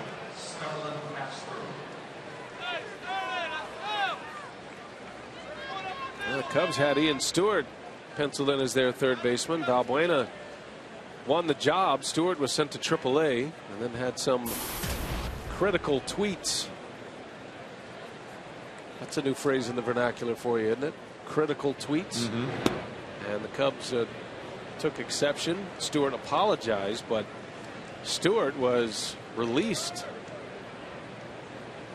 prior to this series starting. Cubs released Ian Stewart, and then they designated for assignment Carlos Marmol. Alex Rodriguez got himself in a little bit of hot water over a tweet. Said he was ready to play games. It's a dangerous, hurtful thing, the Twitter world. Got to be careful. You can't take it back. Need a good editor. Right. The Yankees general manager speaking to reporters after Alex Rodriguez tweeted that his doctor cleared him to play in games.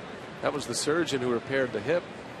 Yankees never made such an announcement, and Brian Cashman said the Yankees will be the ones who determines when Alex is ready to play. And did he say it or tweet it? Then he says he needs to shut the blank up. Wow. Some vitriol from the Yankees general manager. That was a shocker. Yeah, surprising turmoil in New York, right? Yeah, the Yankees won yesterday on a walk-off from Ichiro.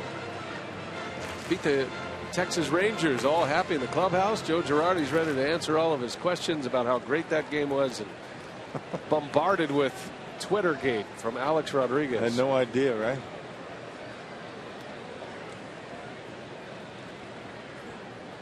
2-2 to Castro. Gorzolani will check on Valbuena.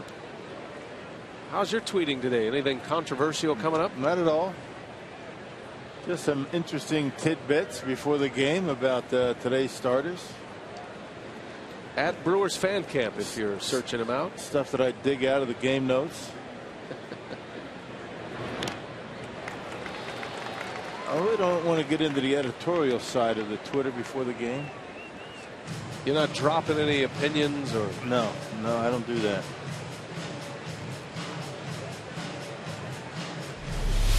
There are plenty of folks doing that. They don't need me to do that.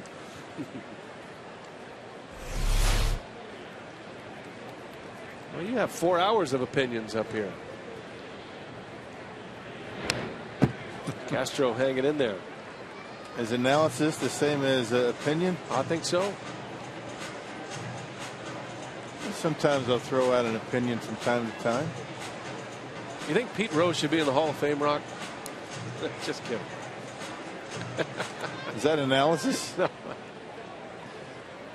That's opinion. I get that a lot, by the way. Yeah, I know. I do too. And I respond the same way I just did.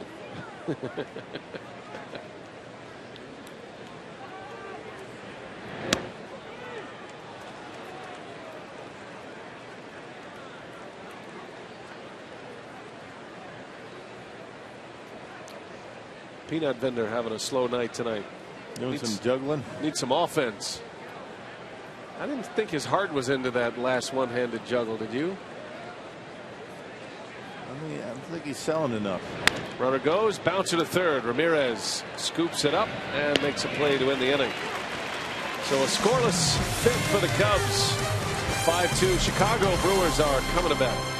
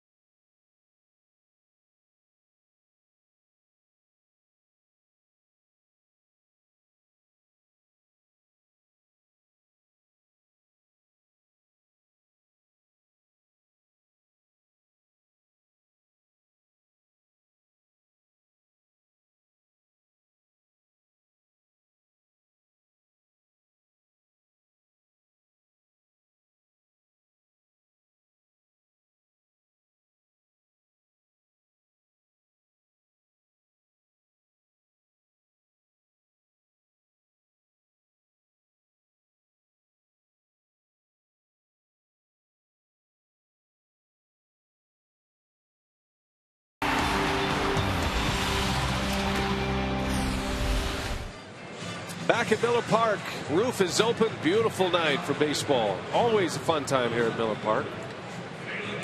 And the Cubs are ahead 5-2.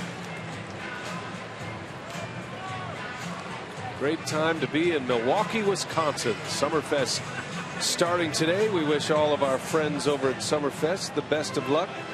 Our buddy John Bowler and the rest of his team. Always a great time in Wisconsin. You got the State Fair coming up next month. It started today, Summerfest. Today at noon. Scott Feldman back to work. Gendel will lead off. And unfortunately, the Brewers are going to be gone for a good chunk of the Summerfest schedule. Got a 7-game road trip coming up. Pittsburgh for 3 starting Friday, and then Washington, D.C. It's a 4-game series in our nation's capital to take us through the 4th of July, but the Brewers will be right back here on the 5th of July. Got the Mets in town, the next homestand.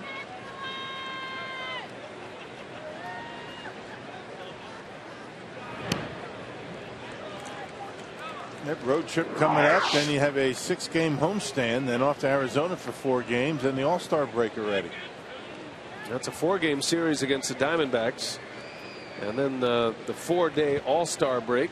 Second half will open up here at Miller Park.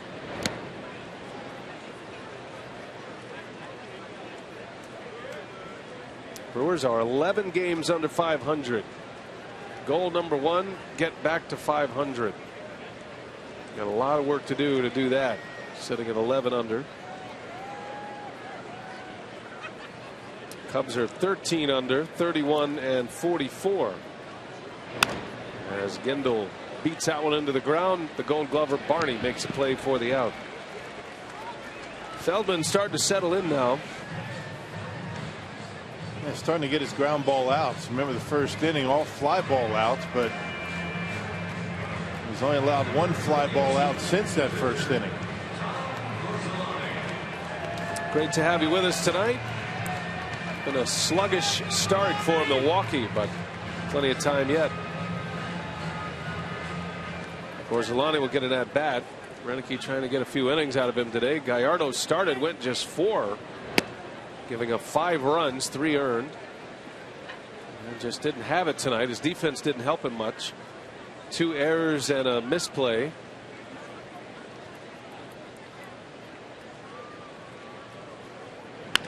As Gorzelani pulls it foul. 1 ball, 1 strike. The former Cub, Tom Gorzelani. In his first year with the Brewers, signed a 2-year deal with Milwaukee.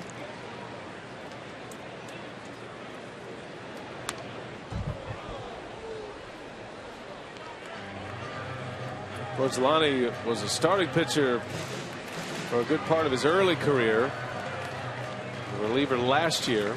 You're always wondering where the equipment comes from, but Gorzelani has made enough starts, has his own, and he sends that one over to third. Valbuena makes the play for out number 2. Then you get the pro stock bats, you know. You got the pitcher's bats in that bat room. Not everybody has their own, but it's kind of some generic bats that they take a look at and kind of swing around.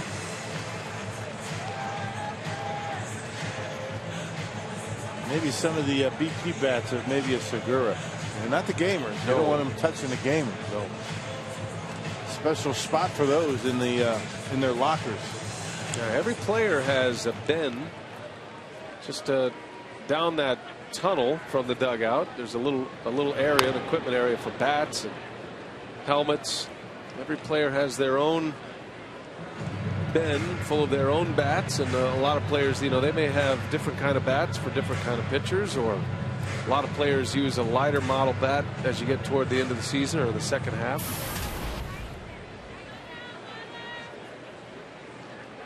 Very particular about the tools of the trade as Aoki grounds over to Rizzo in a 1-2-3 inning for Feldman. The Brewers go quietly with 3 ground ball outs in the 5th.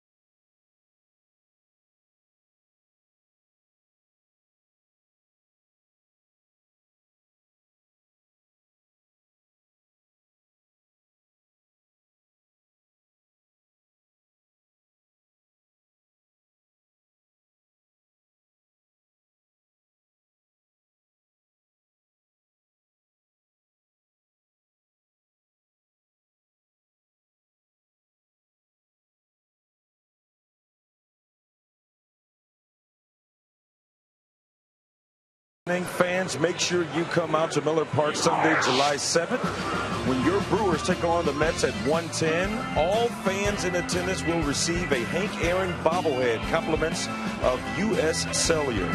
Visit Brewers.com for tickets. Let's check in with the Brewers minor league report. Jimmy Nelson was named to the 2013 All-Star Futures Game, representing Team USA on July 14th at Citi Field in New York, the site of this year's All-Star Game. So congratulations to Jimmy Nelson, who will be in the Futures Game representing Team USA. B.A. All right, Telly, thanks.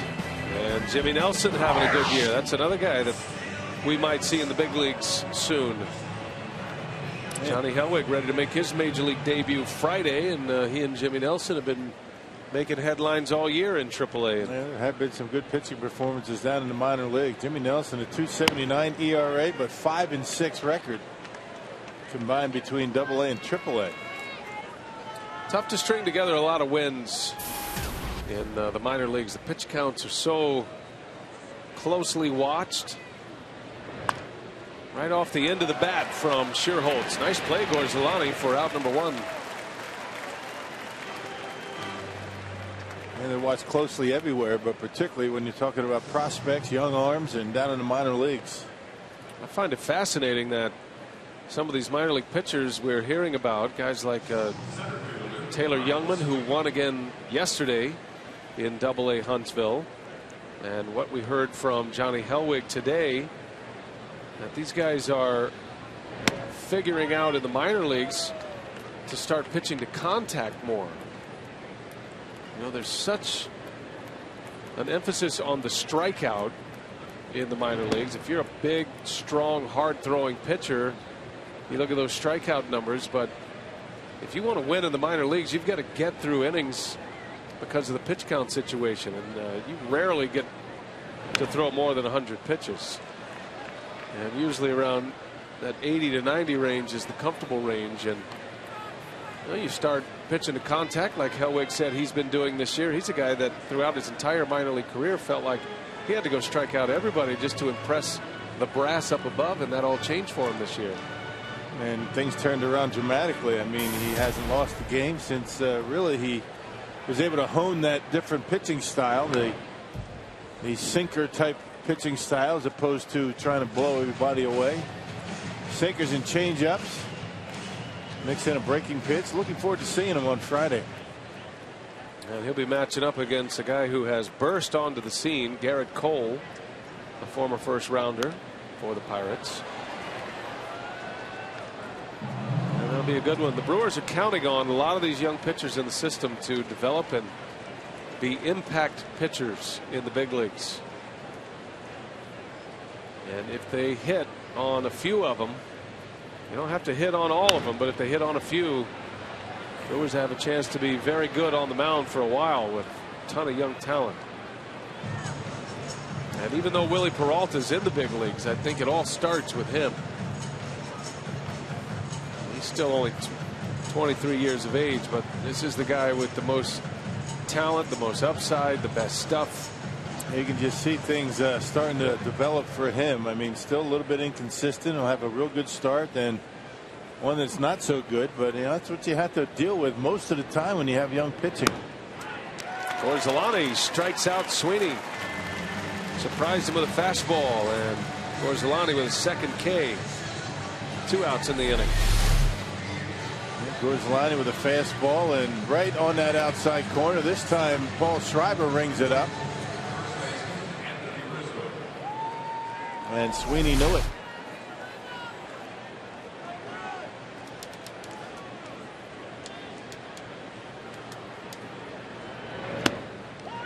Rizzo takes a strike. Cubs lead 5-2. All of those runs against Gallardo. All but 2 of them earned runs. Brewers made 2 errors in this game as Rizzo swings and misses. 0-2 the count. Gorzolani has come on and has allowed just 1 hit, has 2 strikeouts. And he strikes out Rizzo, his 3rd K, 2 scoreless innings for Tom Gorzolani. See if the Brewers can come up with some offense. We head to the bottom of the 6th.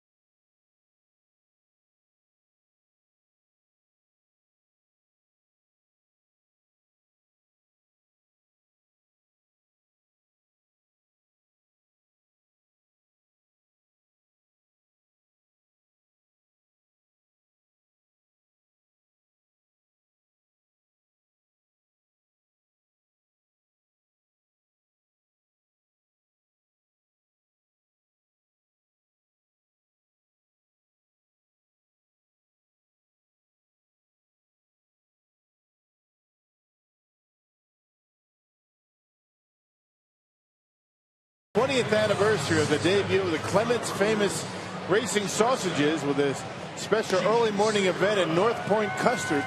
For the first 250 fans, you'll get a limited edition t-shirt, breakfast sausage sandwich, and it's all free. For details, visit brewers.com/sausages20.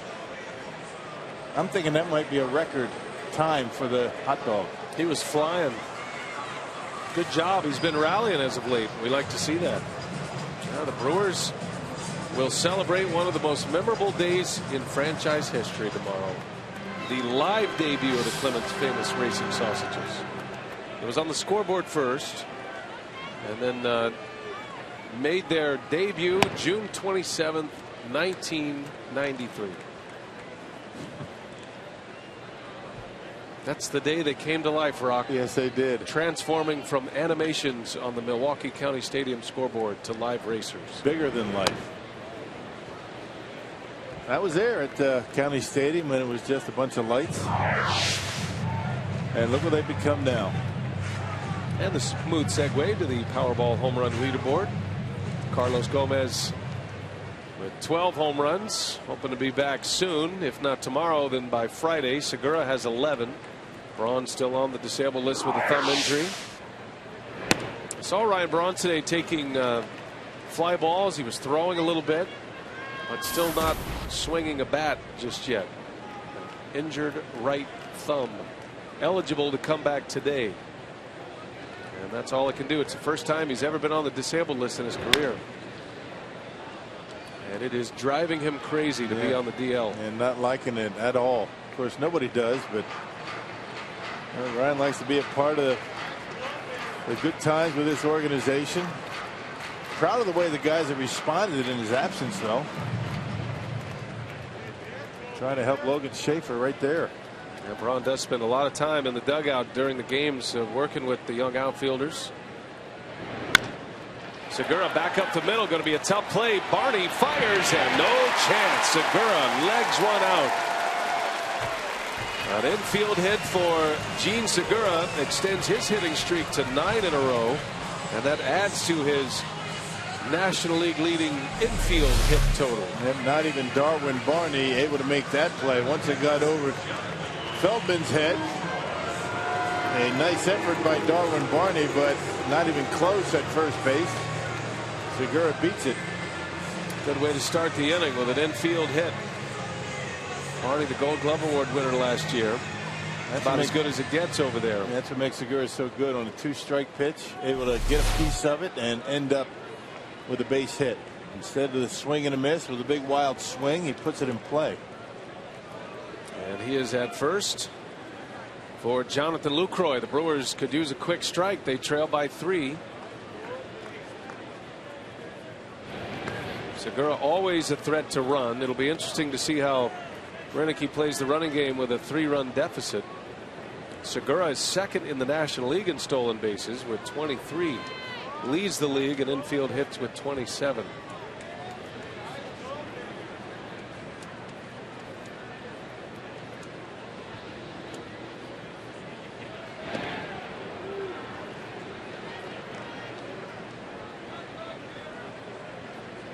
Feldman very aware of base runners at first base. He's been making pickoff throws when Ricky Weeks was over there, and Ricky not a big base stealer. You understand why he's trying to hold Segura close.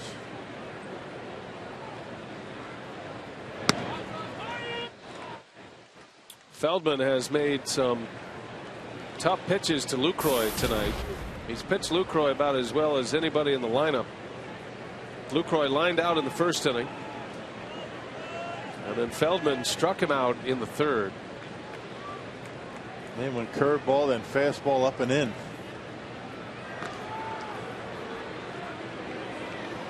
And all of it was inside. Just that subtle movement from Scott Feldman taking the inner third of the plate against Lucroy, and the strikeout pitch was the fastball up and in.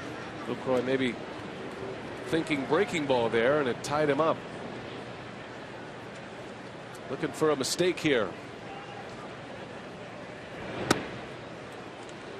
Feldman hung a couple of cut fastballs early in this game. Ramirez hit one out in the second inning. His 2000th career hit. Hasn't done much of that recently, though. I mean, everything down. He hasn't been given really anything but ground ball outs. And that's his game. Early in the game, not so much. But since the end of the second inning, been a lot of ground balls. Yeah, the other RBI was from Aoki. He got a hanger as well. He doubled into the gap in left center. That scored Gendel. And since that time, not much going on for the Brewers. You got a single by Weeks, which was hit sharply, and then an infield hit by Segura just a moment ago.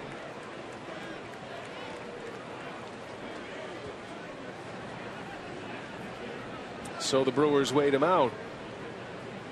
Lucroy has plenty of power, and he's shown it lately. Ooh, had a good cut. Count remains a 1-2.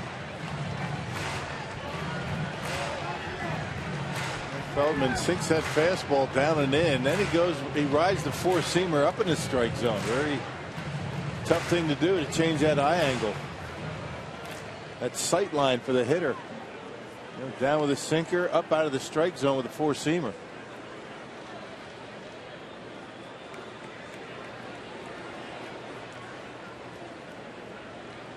Going to the slider.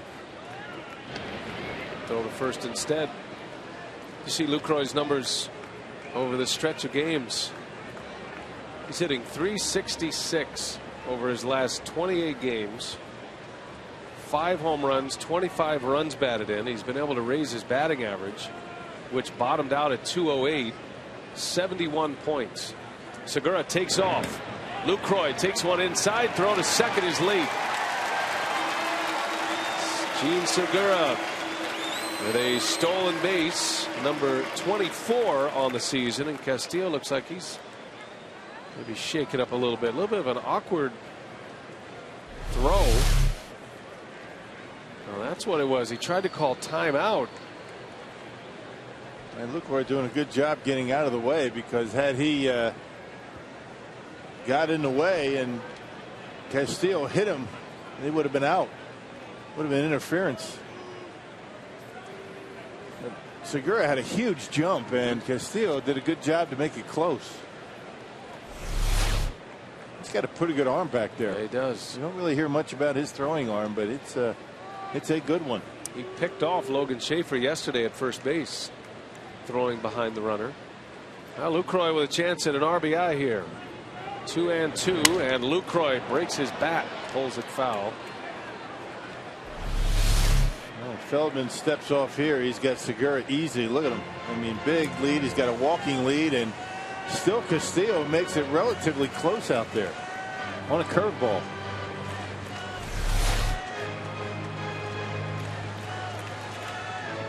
He's only been caught twice, Segura. 24 out of 26. The league leader in steals is Everett Cabrera. He's on the disabled list right now. He has 31 stolen bases.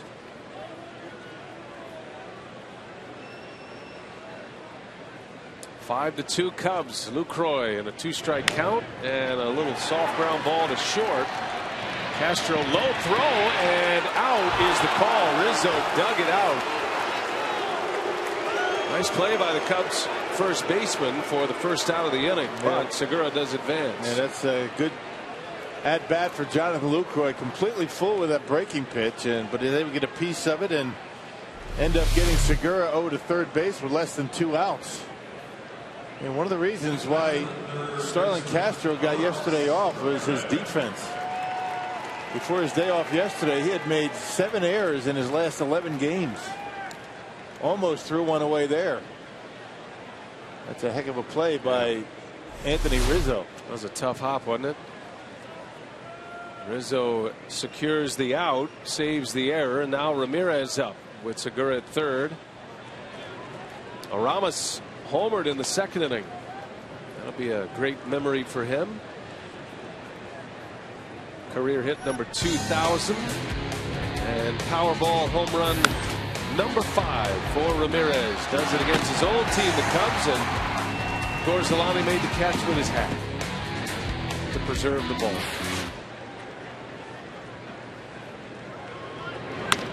Bouncing ball up the middle, and this is going to sneak through a base hit. Ramirez with an RBI single makes it 5-3 Cubs, and a couple of ribbies tonight for Aramis.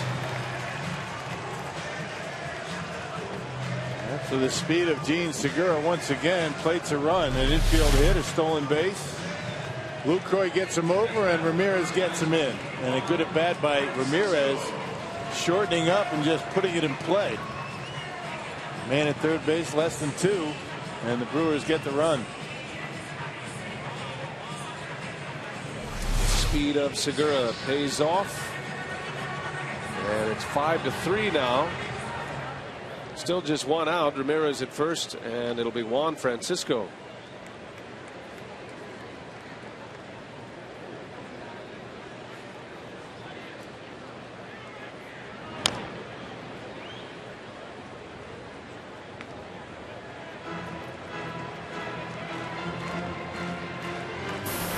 Francisco talking to himself, trying to go through the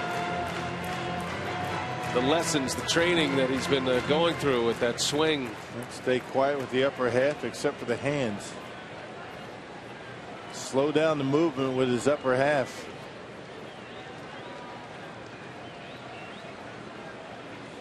He's the tying run at the plate, and he takes a ball down and in. That's the one thing about Francisco, as he is officially a work in progress. The fact that he saw some results yesterday. Francisco had 2 hits yesterday, drove in a run, had that home run. He is a real threat at the plate. That power threat is always there. 1-2 the count on Francisco. A lot of holes in his swing right now, but you start to minimize those holes, and I think Francisco, more than anything else, he's the one that is wanting to make the changes.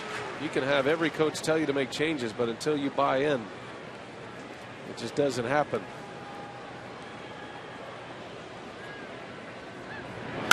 That ball's hit in the air to center field. On the run is Sweeney. At the track, he's got it. Just missed it, Francisco, and out number 2 to deep center. Yep, out on his front foot, still able to keep his hands back and nearly knock it out of here to center field. Just missed it.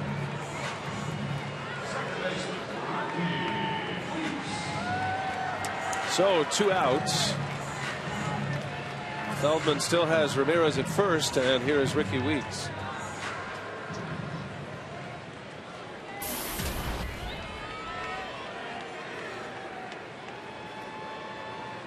Had a hit in the fourth. He extended his hitting streak to 10.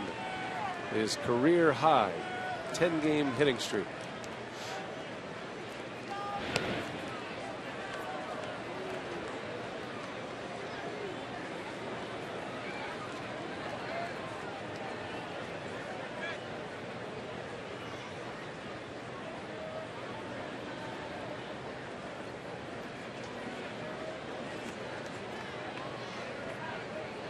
Brewers down 2. Cubs have out hit him 9-6.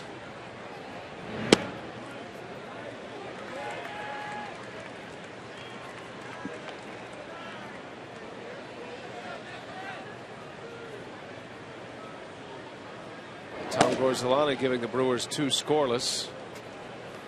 John Axford getting loose in the bullpen. Gallardo started, went 4. Brewers in a hole, down 5-2 when Gallardo left.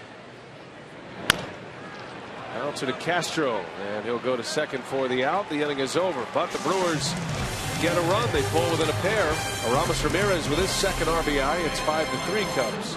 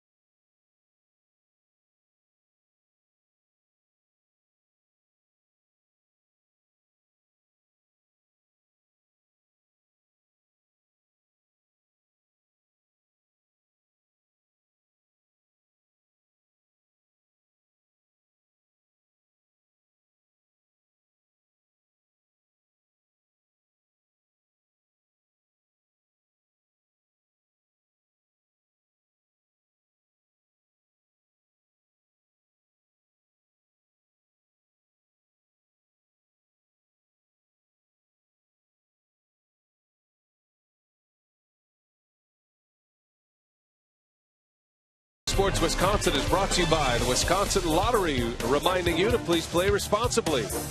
And by Miller Lite. It's not just a good time, it's Miller time. Wednesday night in Milwaukee. And the Brewers trailing the Cubs 5-3 the score. Segura able to score the third run, had an infield hit, a stolen base. Ramirez drove him in, his second RBI of the night. Milestone night for Aramis. He collected his 2,000th base hit in the second inning. Just the 15th active player to do that. And in a 5-3 game, we head to the 7th inning. It'll be Bert Badenhop on the pitch. And Badenhop, 38th appearance on the season, a .341 earned run average. The 26 punchouts, only 8 walks for Badenhop in his appearances for Milwaukee. He pitched last night, tossed a perfect 9th inning to preserve the win for Kyle Loesch.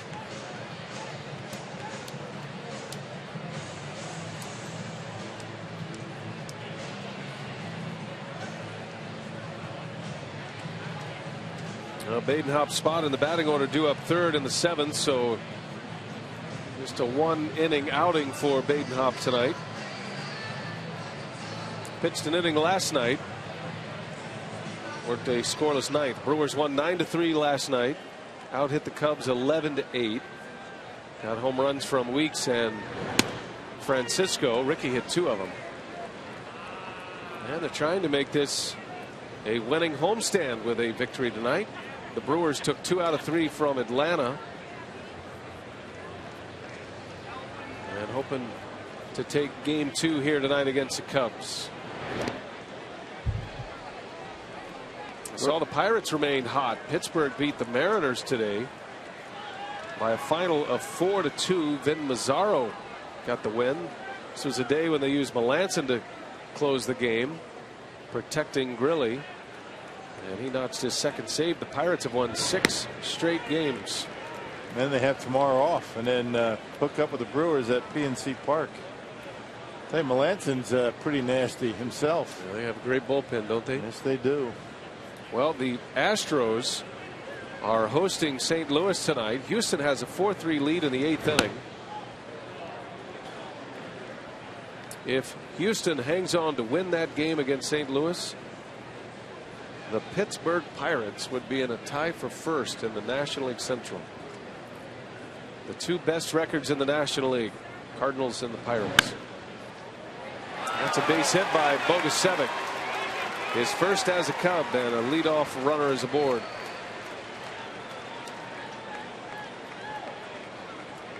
Just promoted yesterday, his first action today, and his first base hit.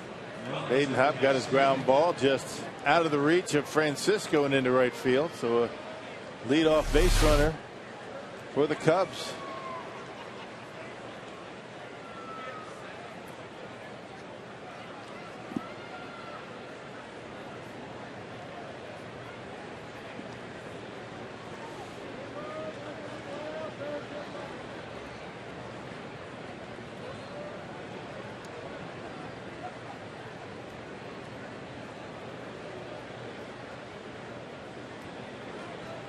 Wellington Castillo. Bogusevic at first. Baden Hopp a ground ball pitcher. Would love a double play ball here. Trying to keep the Cubs at 5. Brewers bullpen has been outstanding. That's what the division looks like in the Central. And the 2 best records, not just in the National League, but the 2 best records in the major leagues, the Cardinals and the Pirates. Pittsburgh winning today. St. Louis in a battle with the Astros in Houston. Cincinnati is in was in Oakland today. They were shut out by the A's. A.J. Griffin beat Homer Bailey today 5-0. The Reds shut out on a 2-hitter. That is a very good hitting team, and yet they get shut out more than you would think. Griffin went the distance in that game. Had a complete game 2-hitter with 7 strikeouts.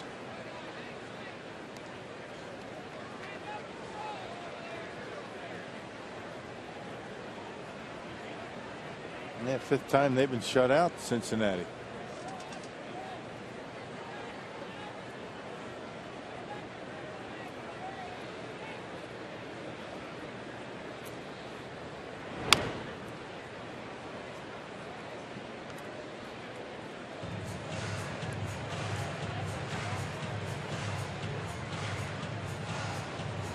The 2 division leaders in the other divisions in the National League, Atlanta and Arizona.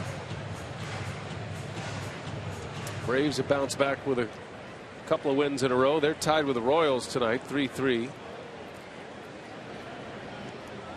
That game's in Kansas City. Braves won it last night. Diamondbacks a 3-game lead over the Rockies in the National League West. Arizona is the only team in the West over 500. Arizona lost to the Nationals tonight. Jordan Zimmerman won again. He's 11-3. Castillo strikes out, thrown to first a little bit late. Bogusevic gets back, but Baden Hopp strikes out Castillo for the first out of the inning. And Zimmerman making a run at that Cy Young Award.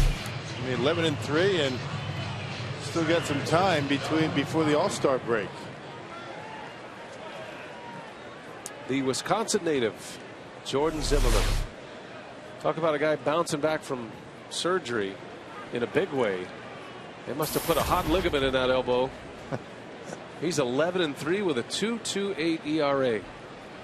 and has won 13 straight decisions in his home ballpark.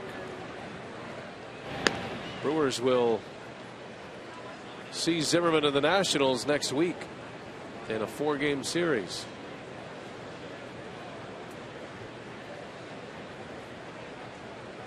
From Division III to a potential Cy Young Award. Wouldn't that be a story? Right. Billy Wagner-esque. In Washington.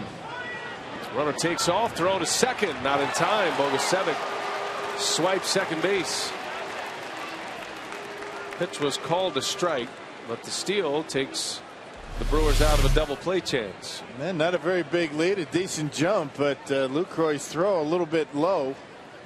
Segura digs it out, but the tag a little bit late. Had that ball been in the air, he would have been out. Got to believe the Washington Nationals is going to end up making some noise in that East. 39 now and 38. Coming in 6 games behind Atlanta. Now they're getting all their pieces back together. Bryce Harper soon to return.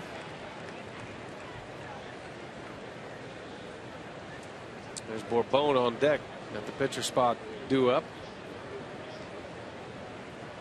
Washington, the division winners a season ago in the National League East. James Russell in the bullpen. There's been a lot of talk about Gio Gonzalez, and Steven Strasburg, of course, gets most of the headlines. But Jordan Zimmerman, he's the #1 guy for the Nationals.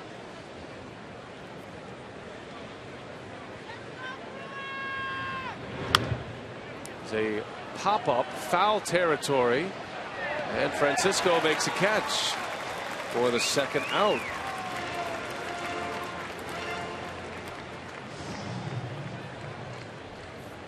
And nice breaking ball that time from Badenhop, and Darwin Barney reaches for it and an easy out. So 2 are gone, runner at second, and Scott Feldman's night will end. The Cubs pitcher has a chance to win. He exits after 6 innings, 3 earned runs, as the pinch hitter Bourbon is announced. This is ordinarily a time when Rick Cranny's going to come out and go over to the scouting report. I think it was John Lucroy that took care of that for Cranny, saving him some steps.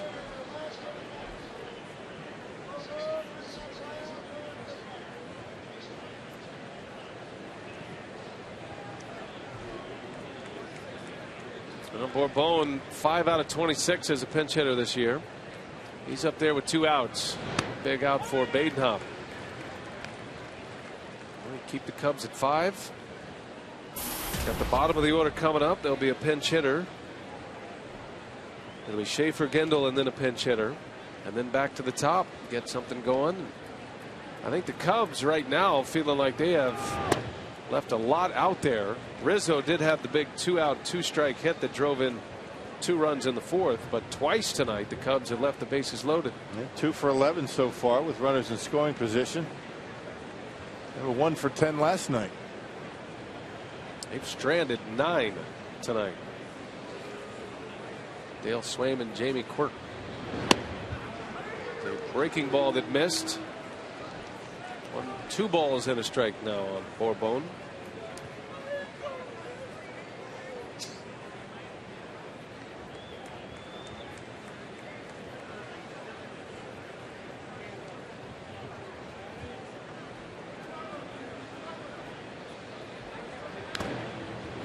Two and 2 off of Lucroy.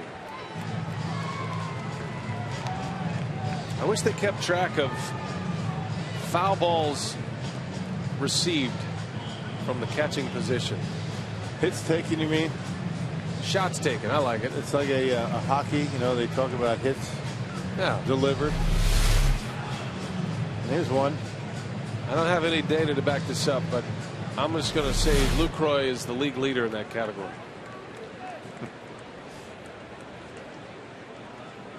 For a guy who gets so small behind the plate, it's amazing how often he gets drilled. First time tonight, though. Oh, you got your unofficial count going. I don't remember any head rattling shots that he's taken. See, why is it always the big catchers like you never got hit? I don't understand that. Really? I figured it worked the opposite. More space covered. Doesn't make sense. And Badenhop walks him. So 2 on now with 2 out. He walked a pinch hitter to get to the leadoff hitter, guy that's having a heck of a night so far. And after a walk, after pitches, Badenhop, it's like he wants to get as far away from the mound as possible. Like he's stalking the mound. Finally walks up. It's all about perspective. He wants to see it all in a big picture. I just don't think he can stand still very long. You think he ever gets so far away and he says to himself, wow, I'm far away from the mound.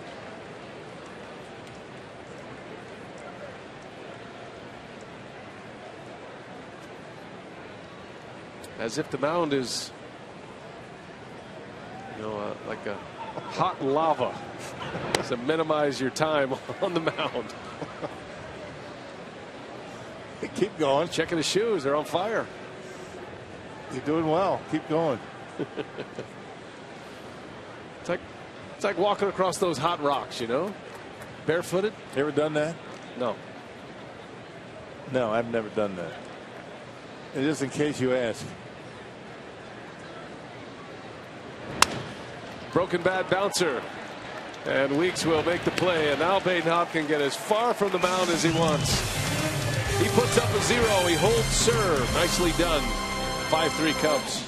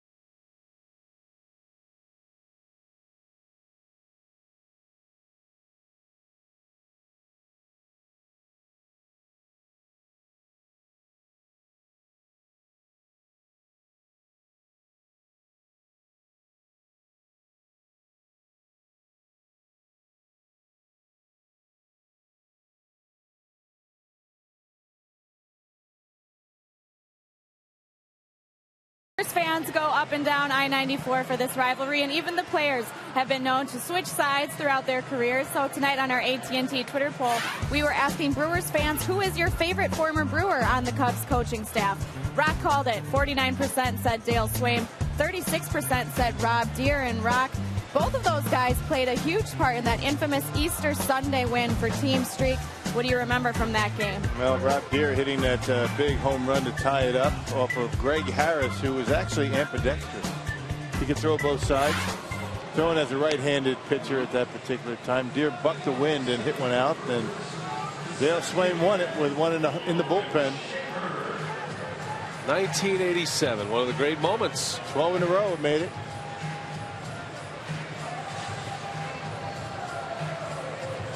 Chris Bosio, the pitching coach, also was a coach in the Brewer system as well. Was a big league pitching coach briefly. Right, yeah.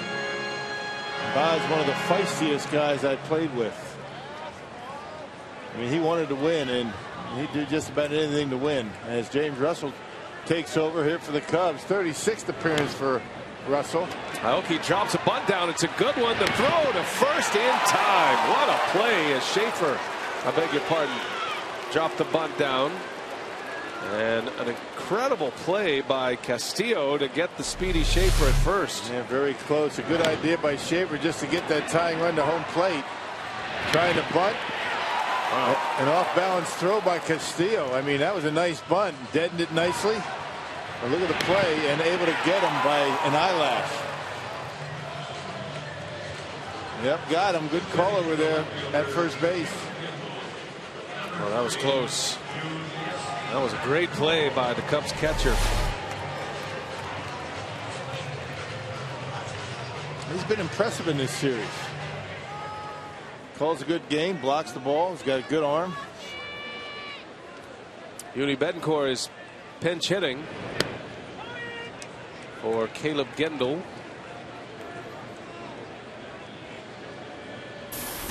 Brewers doing some rearranging now. You wonder who plays left field.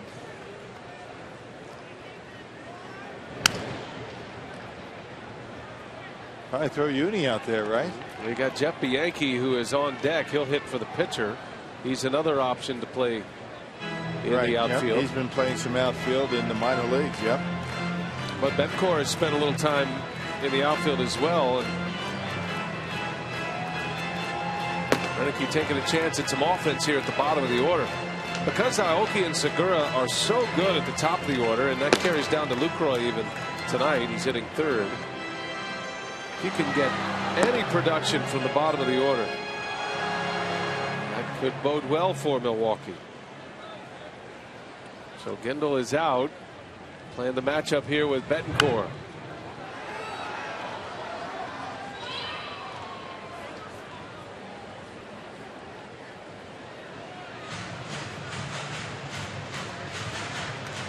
Uni is mired in a tremendous slump. He's another guy trying to fight his way out. Playing time has been diminished. Is 0 for his last 12 and has just 6 hits in his last 54 at bats, hitting just 111 during that streak. He was red hot to start the season. Had 6 home runs in the first month of the year. Sitting on 8 right now. Still has 31 runs batted in. Well, one of the guys that carried the offense through that Brewers 9-game winning streak in April. Bouncing ball to Castro. He's got a long throw, and it's in time for the second out. 2 up, 2 down. And Russell will face Jeff Bianchi now, another pinch hitter for Renicky. This is where you have a chance to do some damage against the Cubs. You get into their bullpen. Second worst earned run average in the National League as far as bullpens go. Brewers are second at 3.00. The Cubs 420. Got Kevin Gregg is their closer. He's done a nice job for him. Getting to Gregg has been a bit of a challenge. But the guy responsible for a lot of the damage inflicted upon the Cubs is no longer around, Carlos Marmol.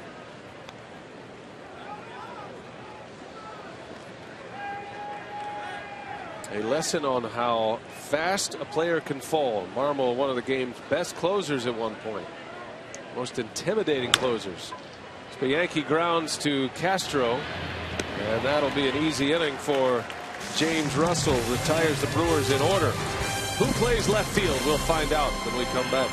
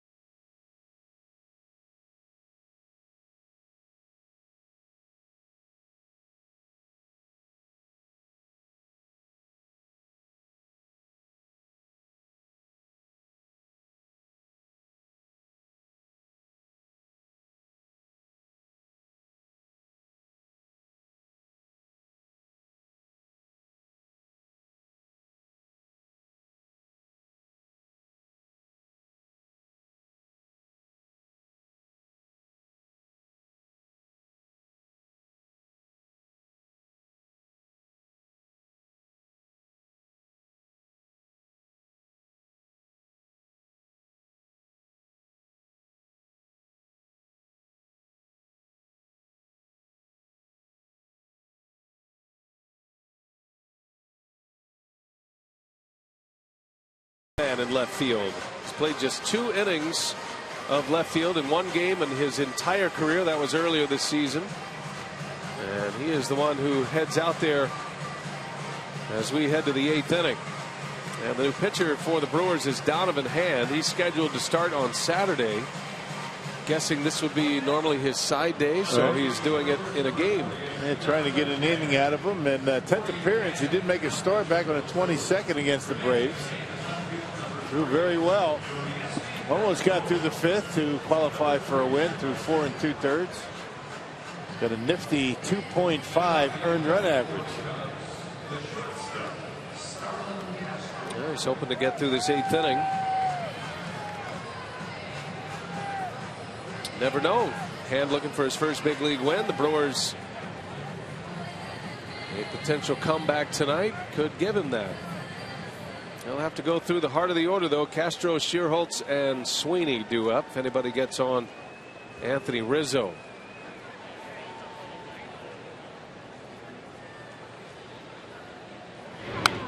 Now, this is the part of the order that Renicky probably had Gorzolani slated for in late relief, but because Gallardo was only able to go 4 innings tonight, Gorzolani had to come in early.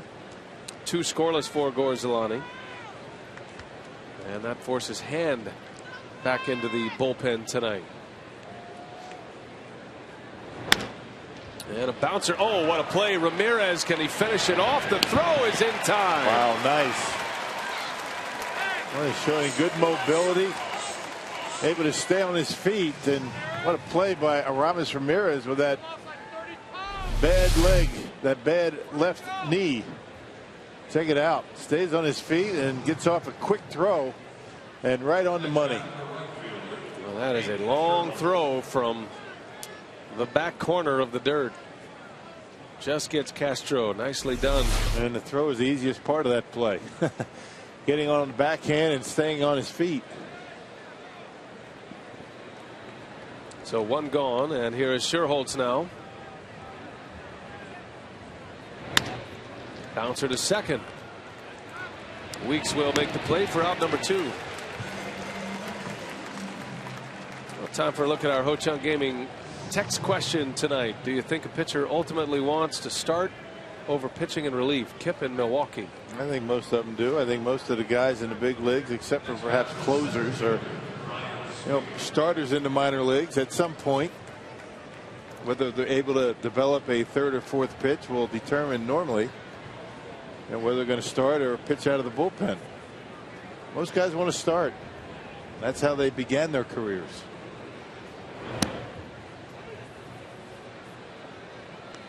It was interesting hearing from Johnny Helwig, who was promoted today, and he was talking about the notion in spring training there was a lot of chatter, and he certainly heard it, about Helwig as a 2-pitch pitcher and eventually being a closer, maybe a setup man to start because of his great fastball breaking ball pitcher, kind of a slurve he throws.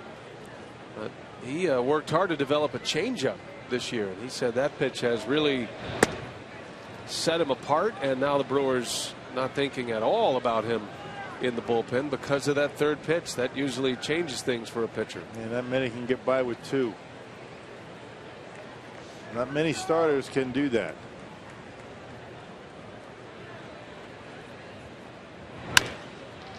Another ground ball. Segura will take care of Sweeney, and Donovan Hand just continues to impress. A 7-pitch inning, 3 ground ball outs.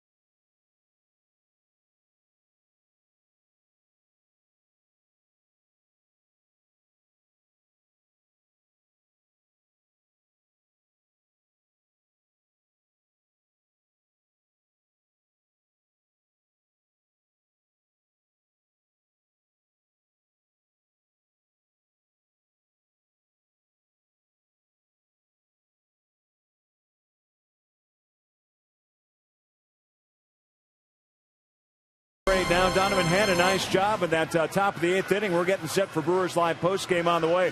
Starting pitching dictates where this team has gone lately. Tonight, just 4 innings. Well, that's right. And, he really labored.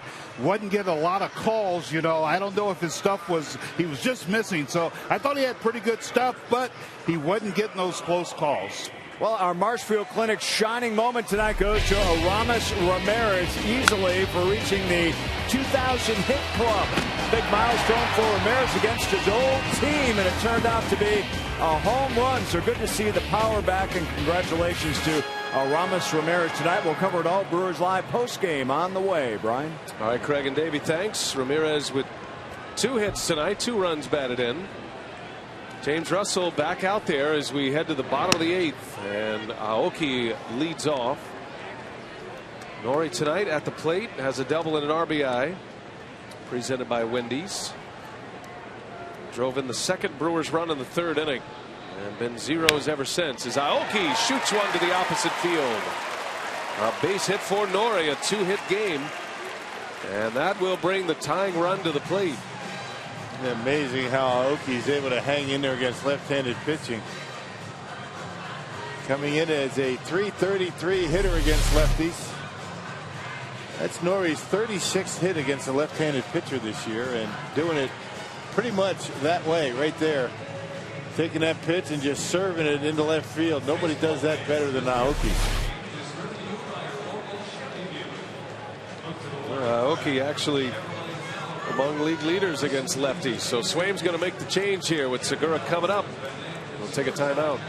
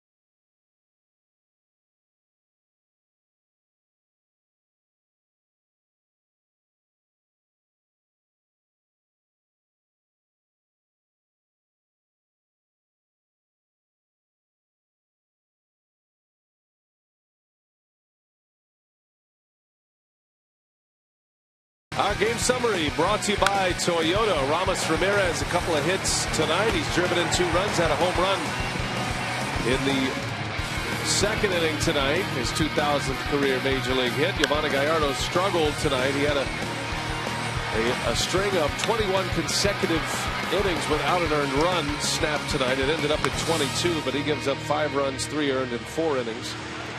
But the Brewers with a fighting chance here. They're down 2, bottom of the 8th, and Rock, a familiar face on the mound in Carlos Villanueva. Yeah, 21st appearance. Villanueva started the year with the Cubs as a starter. His first 8 games were all as a starter. A 1-3 record for Villanueva. A .393 ERA as a starting pitcher. Good numbers for Villa. And a setup man apparently now for Dale Swaim. So Aoki is aboard at first. He's singled. And now Segura. You got Lucroy on deck. Brewers are where they want to be in the batting order. Trying to snatch one back tonight from the Chicago Cubs. Villanueva, not a hard thrower. Everybody remembers Carlos as a member of the Brewers. Control pitcher. He throws about 4 different pitches. Has a good changeup. Long reliever, a middleman, and occasional starts for the Brewers. Spent 5 years with Milwaukee. He has been with the Blue Jays the last 2 seasons. Just one of those versatile pieces that every manager loves. Certainly not going to get the headlines, but a guy that can start, can use him in long relief. Obviously, Dale Swain feeling good enough about him to use him in a setup role here tonight. Tying run at the plate for the Brewers. Segura is 1 out of 3. Had an infield hit, a stolen base, and then he scored a run in the 6th.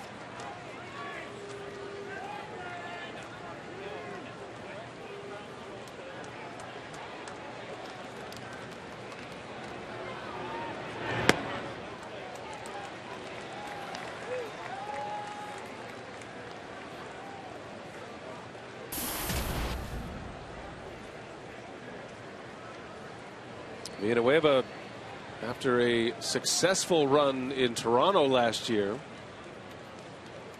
as a starter and a reliever, getting a 2-year deal from the Cubs.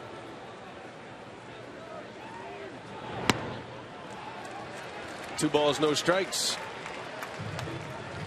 Carlos won't overpower you with stuff. He does have good command typically of everything that he throws. Now 29 years of age.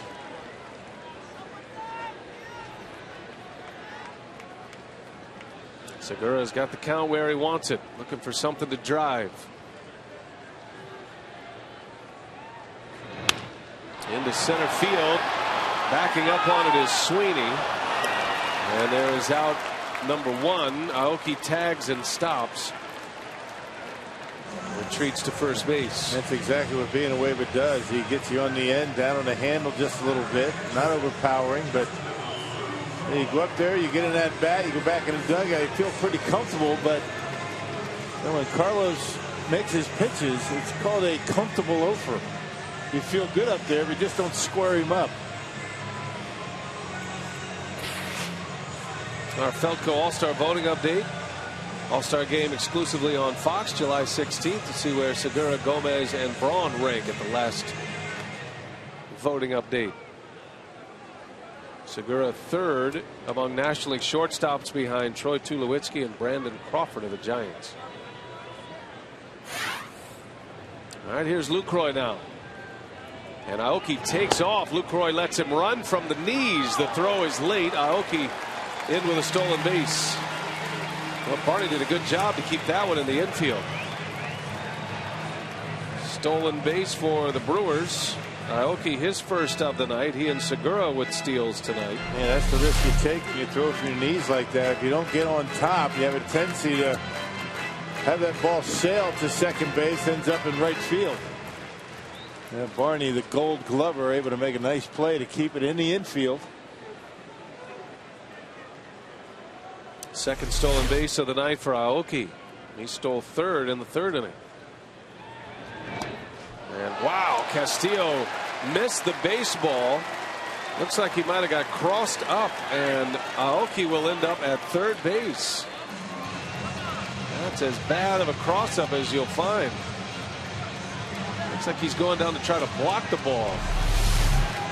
Yeah, thinks it's going to be a breaking ball, and you see him shift over, thinking it's going to break, but it's a fastball. He was expecting curveball, and boy, there's no chance to make an adjustment when you're looking for something off speed and you get the heater.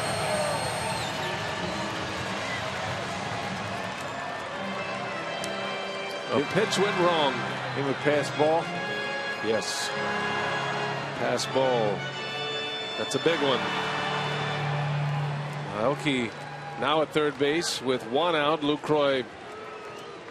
It looks like the Cubs are going to play back as well. They're going to concede the run even on a ground ball.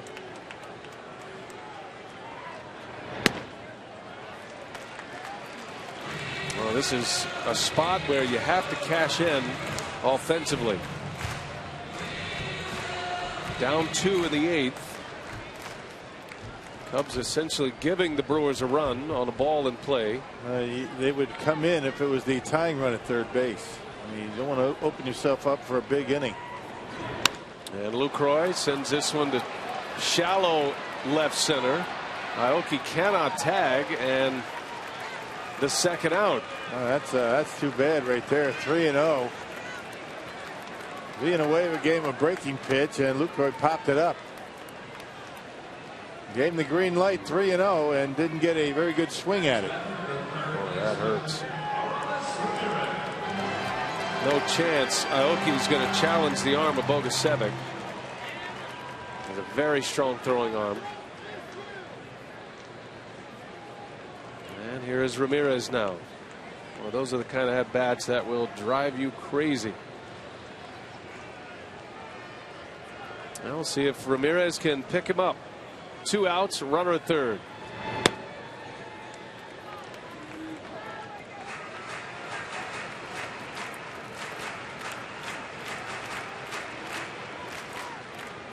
Ramirez has been the star offensively tonight. 2 hits, 2 runs batted in, a home run back in the second.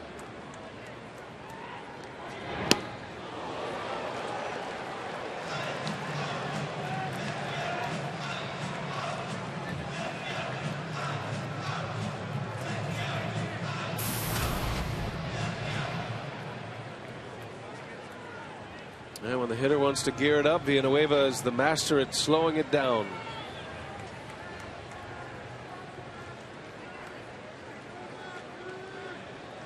Ball and a strike.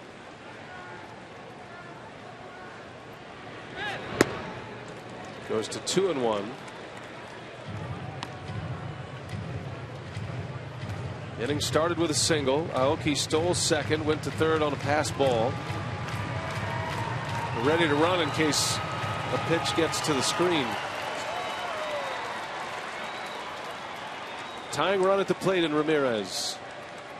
He's hit 5 homers this year.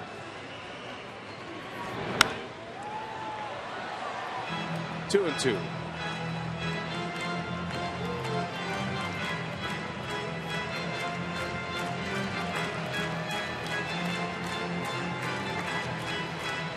Ramos had an RBI single with 1 out in the 6th inning. Had a base hit back up the middle. His home run came to left center.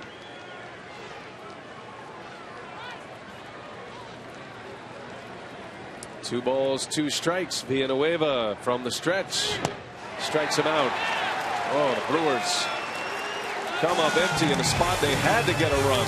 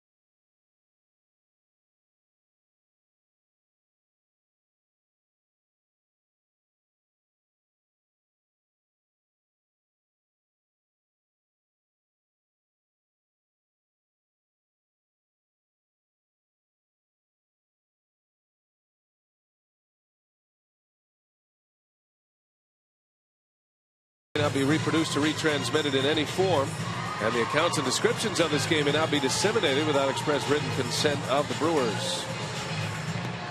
Well, our post-game instructional coming your way tonight. Brewers Live post-game show.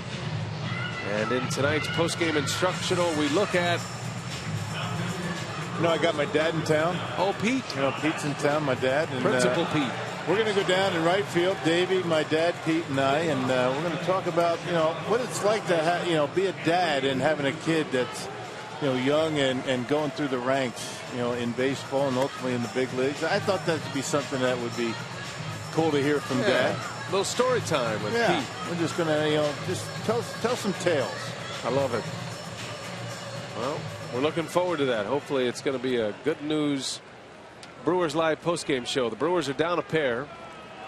John Axford on the mound for the Brew Crew in the 9th, and he'll face Rizzo, Bogusevic, and Castillo. And 19 straight appearances for John Axford without allowing a run. That covers 17 in the 3rd innings. Just checking the scoreboard here. The Astros did hang on, beat the Cardinals tonight. So the Cardinals and the Pirates are tied for first in the National League Central. Pittsburgh winning their 6th consecutive game, beating the Mariners earlier today. Bouncing ball to second. Weeks will make the play for out number 1. Well, the bullpen's done a good job once again. They have held the Cubs to 5 runs. Gorzolani went 2. Badenhop and Hand an inning apiece. And now Axford trying to finish it up. Now, only Atlanta Braves have a better bullpen statistically than the Brewers. Atlanta's bullpen 274 earned run average. Milwaukee coming in at 3.00. Outstanding work for the Brewers pen. Hoping that success is rewarded tonight. Brewers had a golden opportunity to score a run last inning. Got your 3 and 4 hitters coming up with a runner at 3rd and unable to bring him in.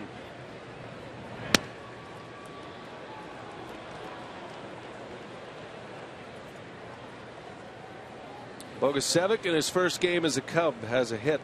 He's walked, reached on an error, he's stolen a base.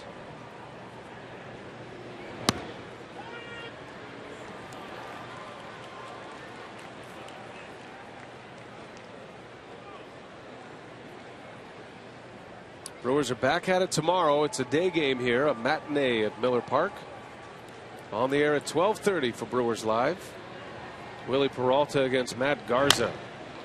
Chopper to short, and Ramirez coming in front of Segura. And it didn't look like either player was going to be able to throw out Bogusevic anyway, but that'll be a base hit. Didn't look good either. Easier play for Aramis Ramirez. The angle for him is going to be a little bit better, but they bump into each other and get nobody. Not one you're really going to call at all. Ramirez coming in front, and you're right. They probably wouldn't have gotten him anyway. Yeah, maybe only if they get the big hop. If Ramirez is able to cut off the big hop, but he's not running well, not moving well off that left knee.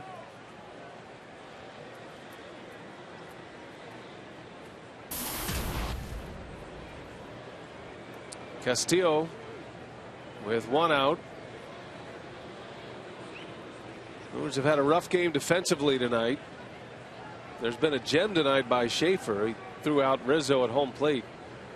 But 2 errors, 1 misplay in left.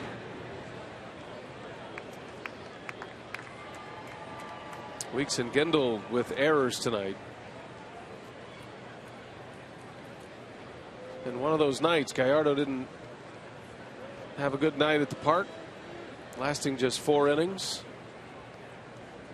But all that said, the Brewers are still within a pair here. Chance to turn it. Segura to Weeks. No problem. 6-4-3 double play. And that is what sends us to the bottom of the 9th. Brewers are coming up. They trail by 2. Do they have a comeback in them tonight? We'll see.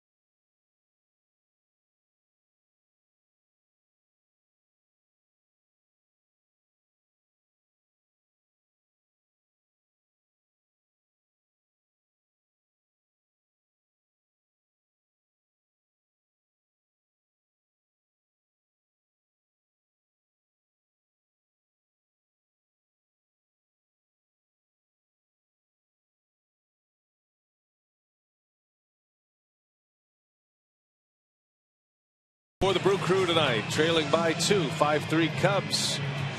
Bullpens come on, done a great job for Milwaukee, keeping the Cubs at 5. And now Del Swaim will turn it over to his new closer, Kevin Gregg, appearing for the 26th time.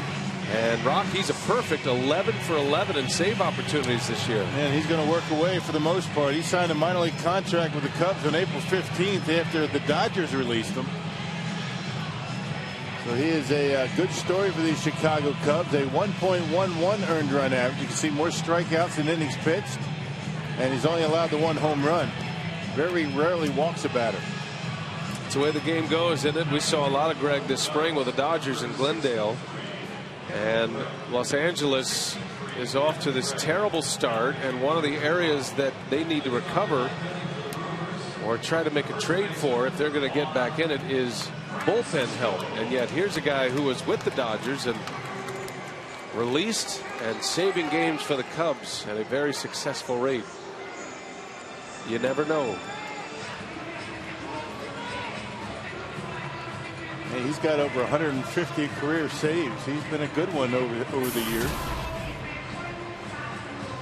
And the Brewers are trying to lay a blown save on him for the first time. It'll be Juan Francisco to start it, Ricky Weeks, and then Logan Schaefer. 5, 6, and 7 in the Brewers' order as Francisco bounces one foul. Gregg came up with the Angels. Ron Roenicke knows him well. Came up through the Angels system when Roenicke was a coach. He arrived to Anaheim the year after they won the World Series.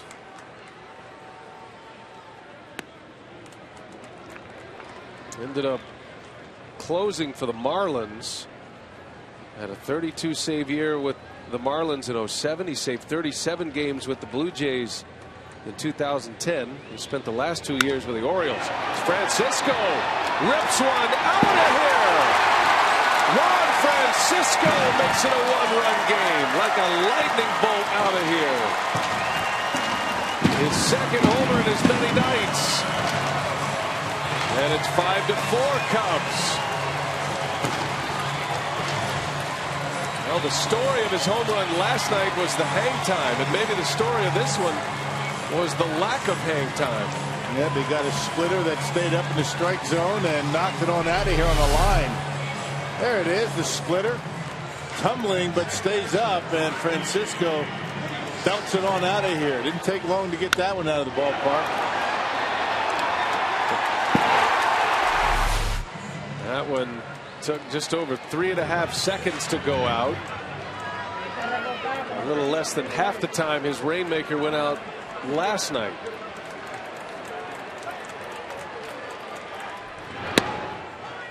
As Weeks takes a strike. I mean, that barely had a breath on it before it hit the back wall of the bullpen. Probably put a dent in that back wall. Brewers within a run. Weeks hit 2 home runs last night.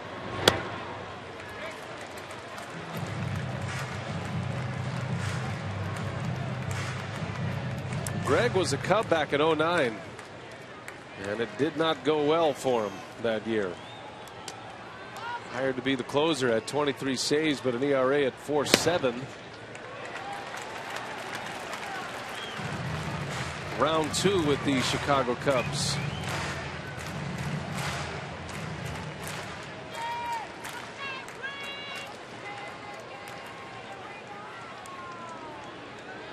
Two balls and a strike on Weeks. And that one catches the outside corner, and the fans don't like it. Yeah, that's been a very tight zone all night for Paul Schreiber. 2-2 to Weeks.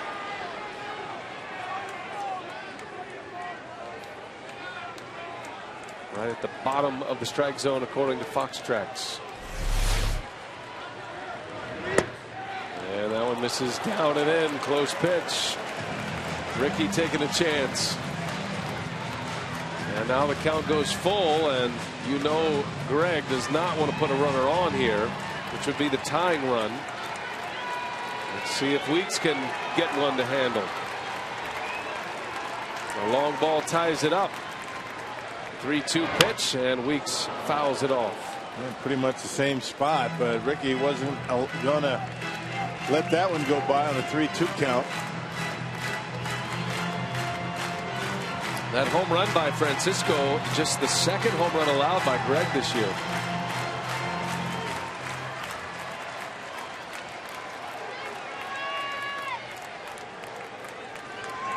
Back to the fastball, the 3-2, and Weeks fouls it off. He was late. There was a time in Greg's career when he could throw it in the upper 90s. And put it right on the outside corner just about every time. I mean, he's pitched inside more tonight than we've seen him before. The Chris Bosio effect. Yeah, he used to be a guy that just pounded that outside corner. And a long battle here going with Weeks. Francisco is homered to bring the Brewers within a run. Back to the fastball. And Ricky lines it into right center. That's going to get down and go to the wall. Weeks on his way to second. And there he stands as the tying run. A double for Weeks. He continues to swing a hot bat. What about that approach? I mean, that is just beautiful. That's a good piece of hitting by Ricky.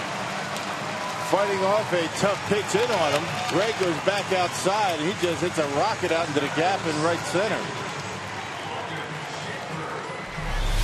Well, he's like a different hitter up there at the plate. Outer half, not really on the corner, but shortens up a little bit and just hammers it out there into the gap. So the tying run at second base with nobody out. Logan Schaefer now. Cubs are expecting a bunt from Schaefer. And he squares, gets it down. It's a good one to third. Valbuena will go to first base for the out. Sacrifice bunt. Tying run at third. This is the third time tonight the Brewers have had a runner at third base with less than 2 outs. They have not yet been able to produce a run in that situation. And you got Betancourt, and then you've got a pinch hitter coming up.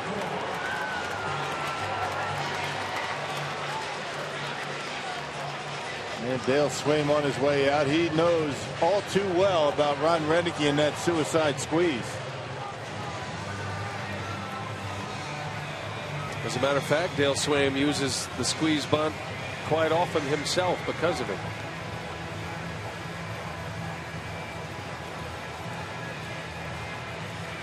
This is more a defensive chat out there on the mound as opposed to a philosophical discussion about Betancourt as a hitter.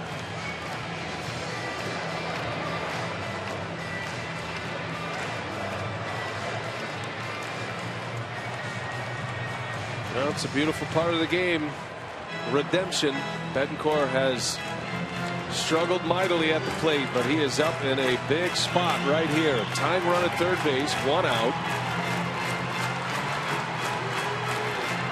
Uni entered the game as a pinch hitter in the 7th inning, played left field the last 2 innings. And with the Cubs bringing their infield in, Betancourt a chance to tie it up. And he swings away and a bouncer to third. The play at the plate. Weeks is going to be out at home. Running on contact. And Weeks is cut down. Well, the Brewers just failing time after time to execute with a runner at third base. Yep, infield in, ball hit right at Valbuena. And Ricky Weeks coming in hard, trying to knock it loose, but Castillo holds on.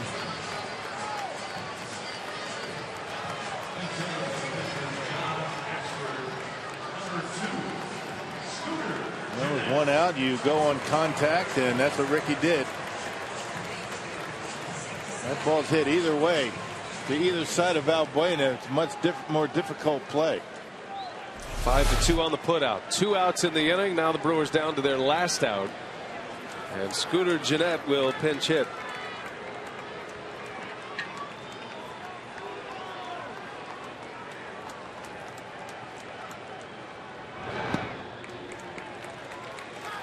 Well, Betancourt with below average speed at first. Gennett getting his first at bat of the night, his first matchup with Kevin Gregg.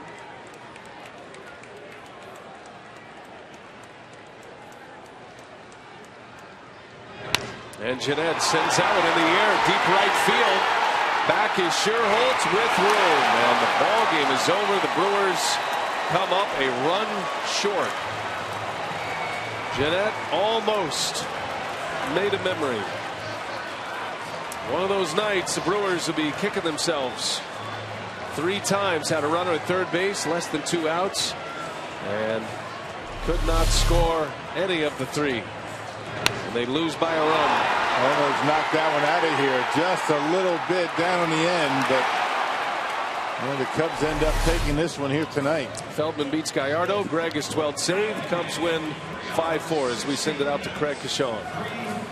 All right, Brian, thanks very much. Tough one tonight indeed. The series is locked up at a game apiece. We'll get you set for the rubber game of this series coming up tomorrow afternoon. We'll hear from Ron Renicky as well, plus a very special on-field instructional you won't want to miss.